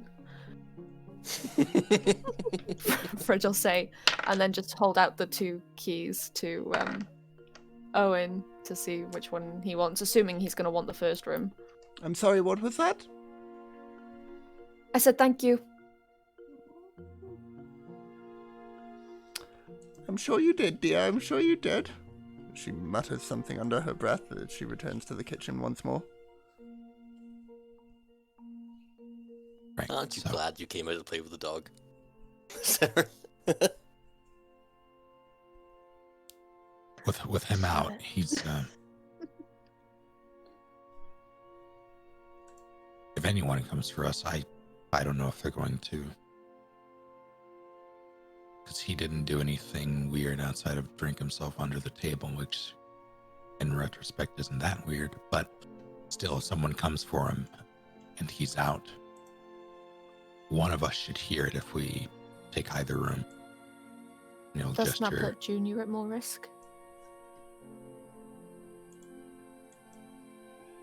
Well, in theory, he'll be up the hall. Does this whole loop, though? He'll look down. Oh yeah, I didn't notice that.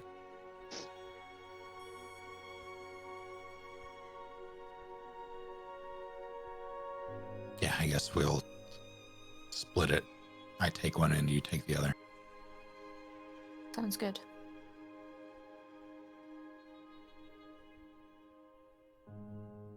Fridge will hand over the key closest to the first room. Mm-hmm.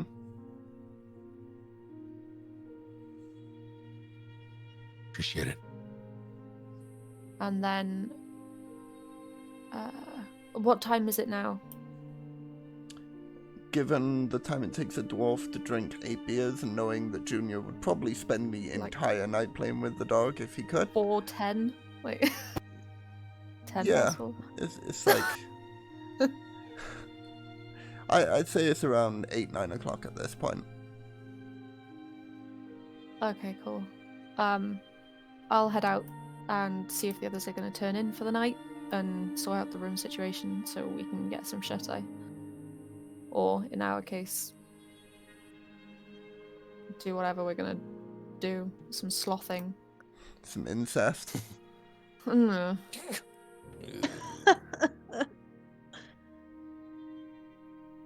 Fridge will head off. How's the fetch going?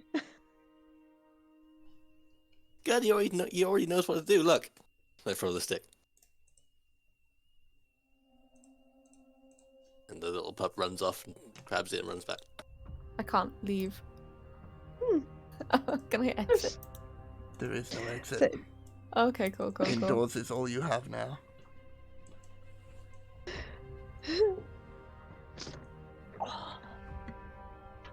Just walk up to Saren and Junior and say, look, we're turning in for the night, and just to be on the safe side. Oh wait, I'm sharing a room with Junior anyway, never mind. Mm-hmm. And also, little family here now. That was an What- addition I wasn't aware was in the conditions, but okay. Sure. Look, we're turning in for the night. I'm the third one up the hall. Yeah, but what were you gonna say beforehand? Like, I'm gonna be staying in a room by myself, so... Oh, so, is anyone around us? Or is it just Saren and Junior? Outside in the bar Beer area, garden, yeah. there doesn't appear to be. Okay, so I'll just I'll say hushed that Owen and I are going to investigate. But at the same time, we're trying to keep Flint and you, Junior, kind of close together so we can keep an eye, considering you guys have shown magic potential in a place where magic people are going missing. Oh, okay. I see. We haven't collected your room key though, Saren, so you'd need to go to the bar and pick that up. No, that's fine. It's already paid for, you just have to collect it. Yeah, annoyingly, people Yeah. going missing from Fallor isn't like a big deal if they're an orphan. More of a deal if you're part of our team. No, I get that. Anyway, Fallor. I'm gonna snap my fingers and see if he reacts. He disappears. You got a puff dog? I apparently have a puff dog. Fridge's eyes all light up Wow. with excitement. How do you get him to come back though? Like, I guess just click your fingers again? I will try. Snap my fingers. The shadow from beneath you again spirals into that shape on the floor, and then up comes the pup. Oh! Oh, would you look at that? Well, if you brain boxes saying that magic's all difficult and shit, I can just snap my fingers and do it. I'm gonna snap my fingers again. He disappears. Alright, I'm going to bed. And Yeah. Fridge will make their way back in to bed. I'll follow Fridge up to her room, which sounds a lot more sexual than it is, but I'll collect my room key and head to my room as well. I'll just point out that Fridge is waiting for some kind of sound or movement or something that's alerting them that Owen is ready to make a move.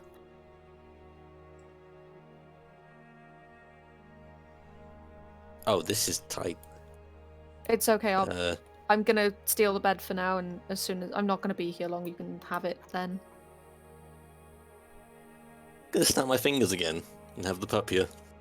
Oh, I'm gonna. just He's gonna cuddle up into my shoulder as I lie on the floor. just before you turn in, is Flynn by himself? He's Flint, sorry. Yes. yeah. Yes. Okay. Which room is Flint in? I would have said when we were out there between Owen's and mine. Yeah, I was asking you. Okay, cool. That's fine. Saren will go into Flint's room and just open the door and set her hunting trap on the other side of the door, and then just close the door and go back to her own room. Just just in case. Cool. I assume you gather the key from the bar in the similar fashion that the rest did. Yeah. She shows you this way, but I'm going to just move you instead of having the whole debacle of moving her token. Here's your room.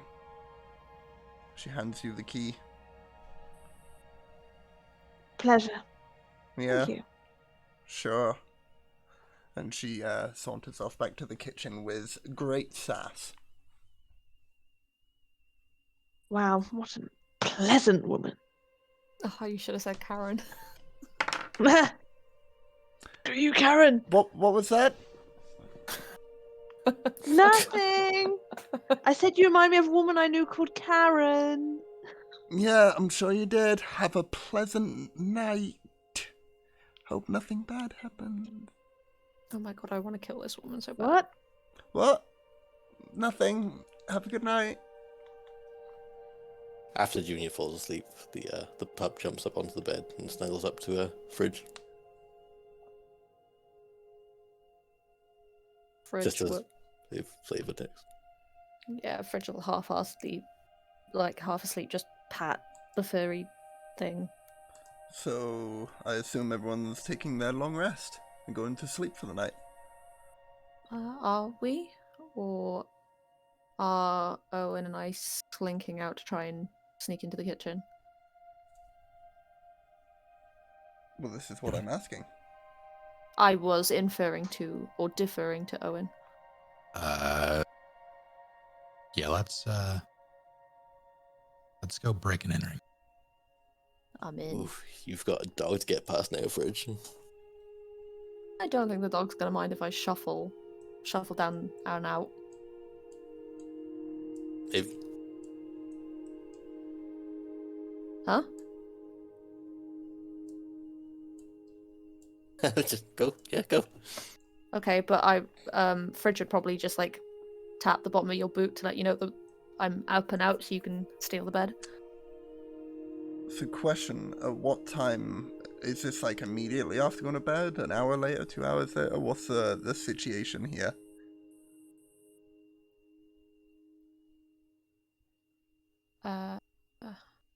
Do we want to do like early hours of the morning, like after they would have gone, but before they get up to start prep? Yeah, that would be the most reasonable time. But also very specific about the time, if you could, please. For no particular reason, Well, I would say a bar but a usually very closes particular reason. between 1 and 2, but a bakery would open at 4. So do we want to say like 3? Yeah, I was thinking 3. You chose the bad number. God So, damn it. but this is a good way to leave off for the night, as I will describe before we end it with much more suspenseful music. As you await in your room, listening out for a sign from Owen, and Owen, you from Fridge, you begin to hear muffled screams coming from out the hallway, very faintly. And the sound of banging against the floor.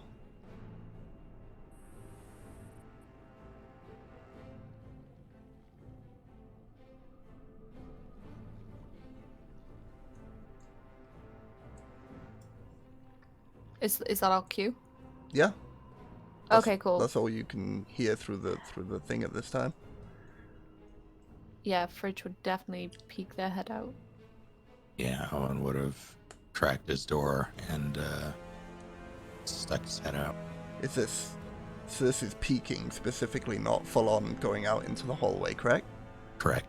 Correct. Go ahead and both of you roll stealth checks for me then. And roll good. 17. 2. Oh. Okay.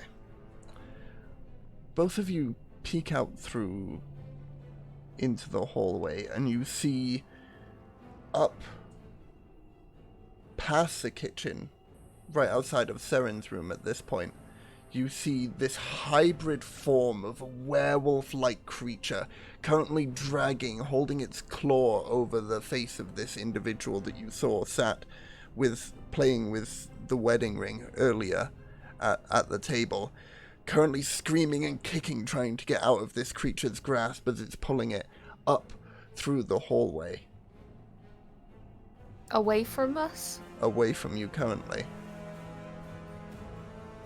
Fridge's head will whip round to see if Owen has noticed what they've noticed.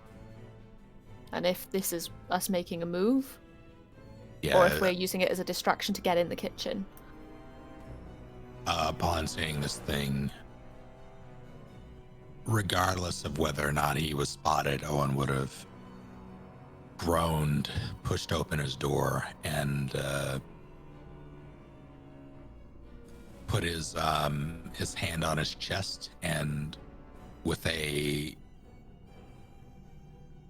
swipe down motion, the fractal armor he normally wears would appear from under his clothing and around his form. And that's where we're gonna call it for tonight's session. That's still so cool. I love that. Freaking Iron Man suit. So yeah. Yeah. And just say before we leave, like, would Junior be awake? Because, like, Fridge would have had to wake the dog up to leave her bed, and then that would make Junior awake, right? I woke you up to let you know the bed was empty. Oh, okay. So you, regardless, I'm awake. You okay. were awake, even if it was only to shift. Yeah. Yes, but the dwarf, Flint, and Seren do not hear the muffling from within their room, as they are still within a sleep state, and the rooms in this inn are designed in such a way to try and alleviate those sounds from those that are resting after drinking a lot of ale.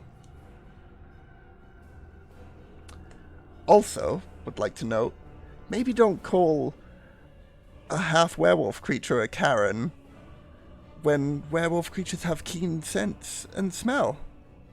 Because they How can would hear Fridge you. have known that? They How would wouldn't. Fridge They have known wouldn't. that? But it was just funny for Good me damn. from my end, Whoops. where you guys are calling her a Karen, and both times she got a natural 20, either on the advantaged roll or the first roll.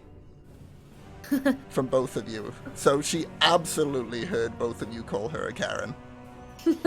So now she's pissed off. No regrets. No regrets. Yeah. What Saren said, no regrets. But there we have it. You have stumbled across something sinister, it would seem. And we succeeded. I mean, I'm having a great time. Yeah. We succeeded in having a session that wasn't combat, which is what my hope was, as you guys know.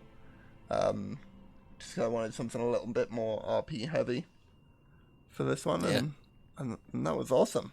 I loved this. So Yeah. Thank you everyone for joining. Oh, go ahead. No, sorry. I feel bad because towards the end of the session I spilled beer on myself, and then I wasn't muted, and Annika burst in, and like it was my bad. And then I had to go get a vacuum part. Oh, also, Anyway, while we're here and now out of the whole roleplay thing, I also want to say a huge thank you to Wu, who donated $50 Canadian towards the campaign against living miserably while we were on our outbreak. Oh damn! Oh, So thank you very much for that, Wu. Again, Who's a good bean? Who? I'm not going to say the F word that goes with that.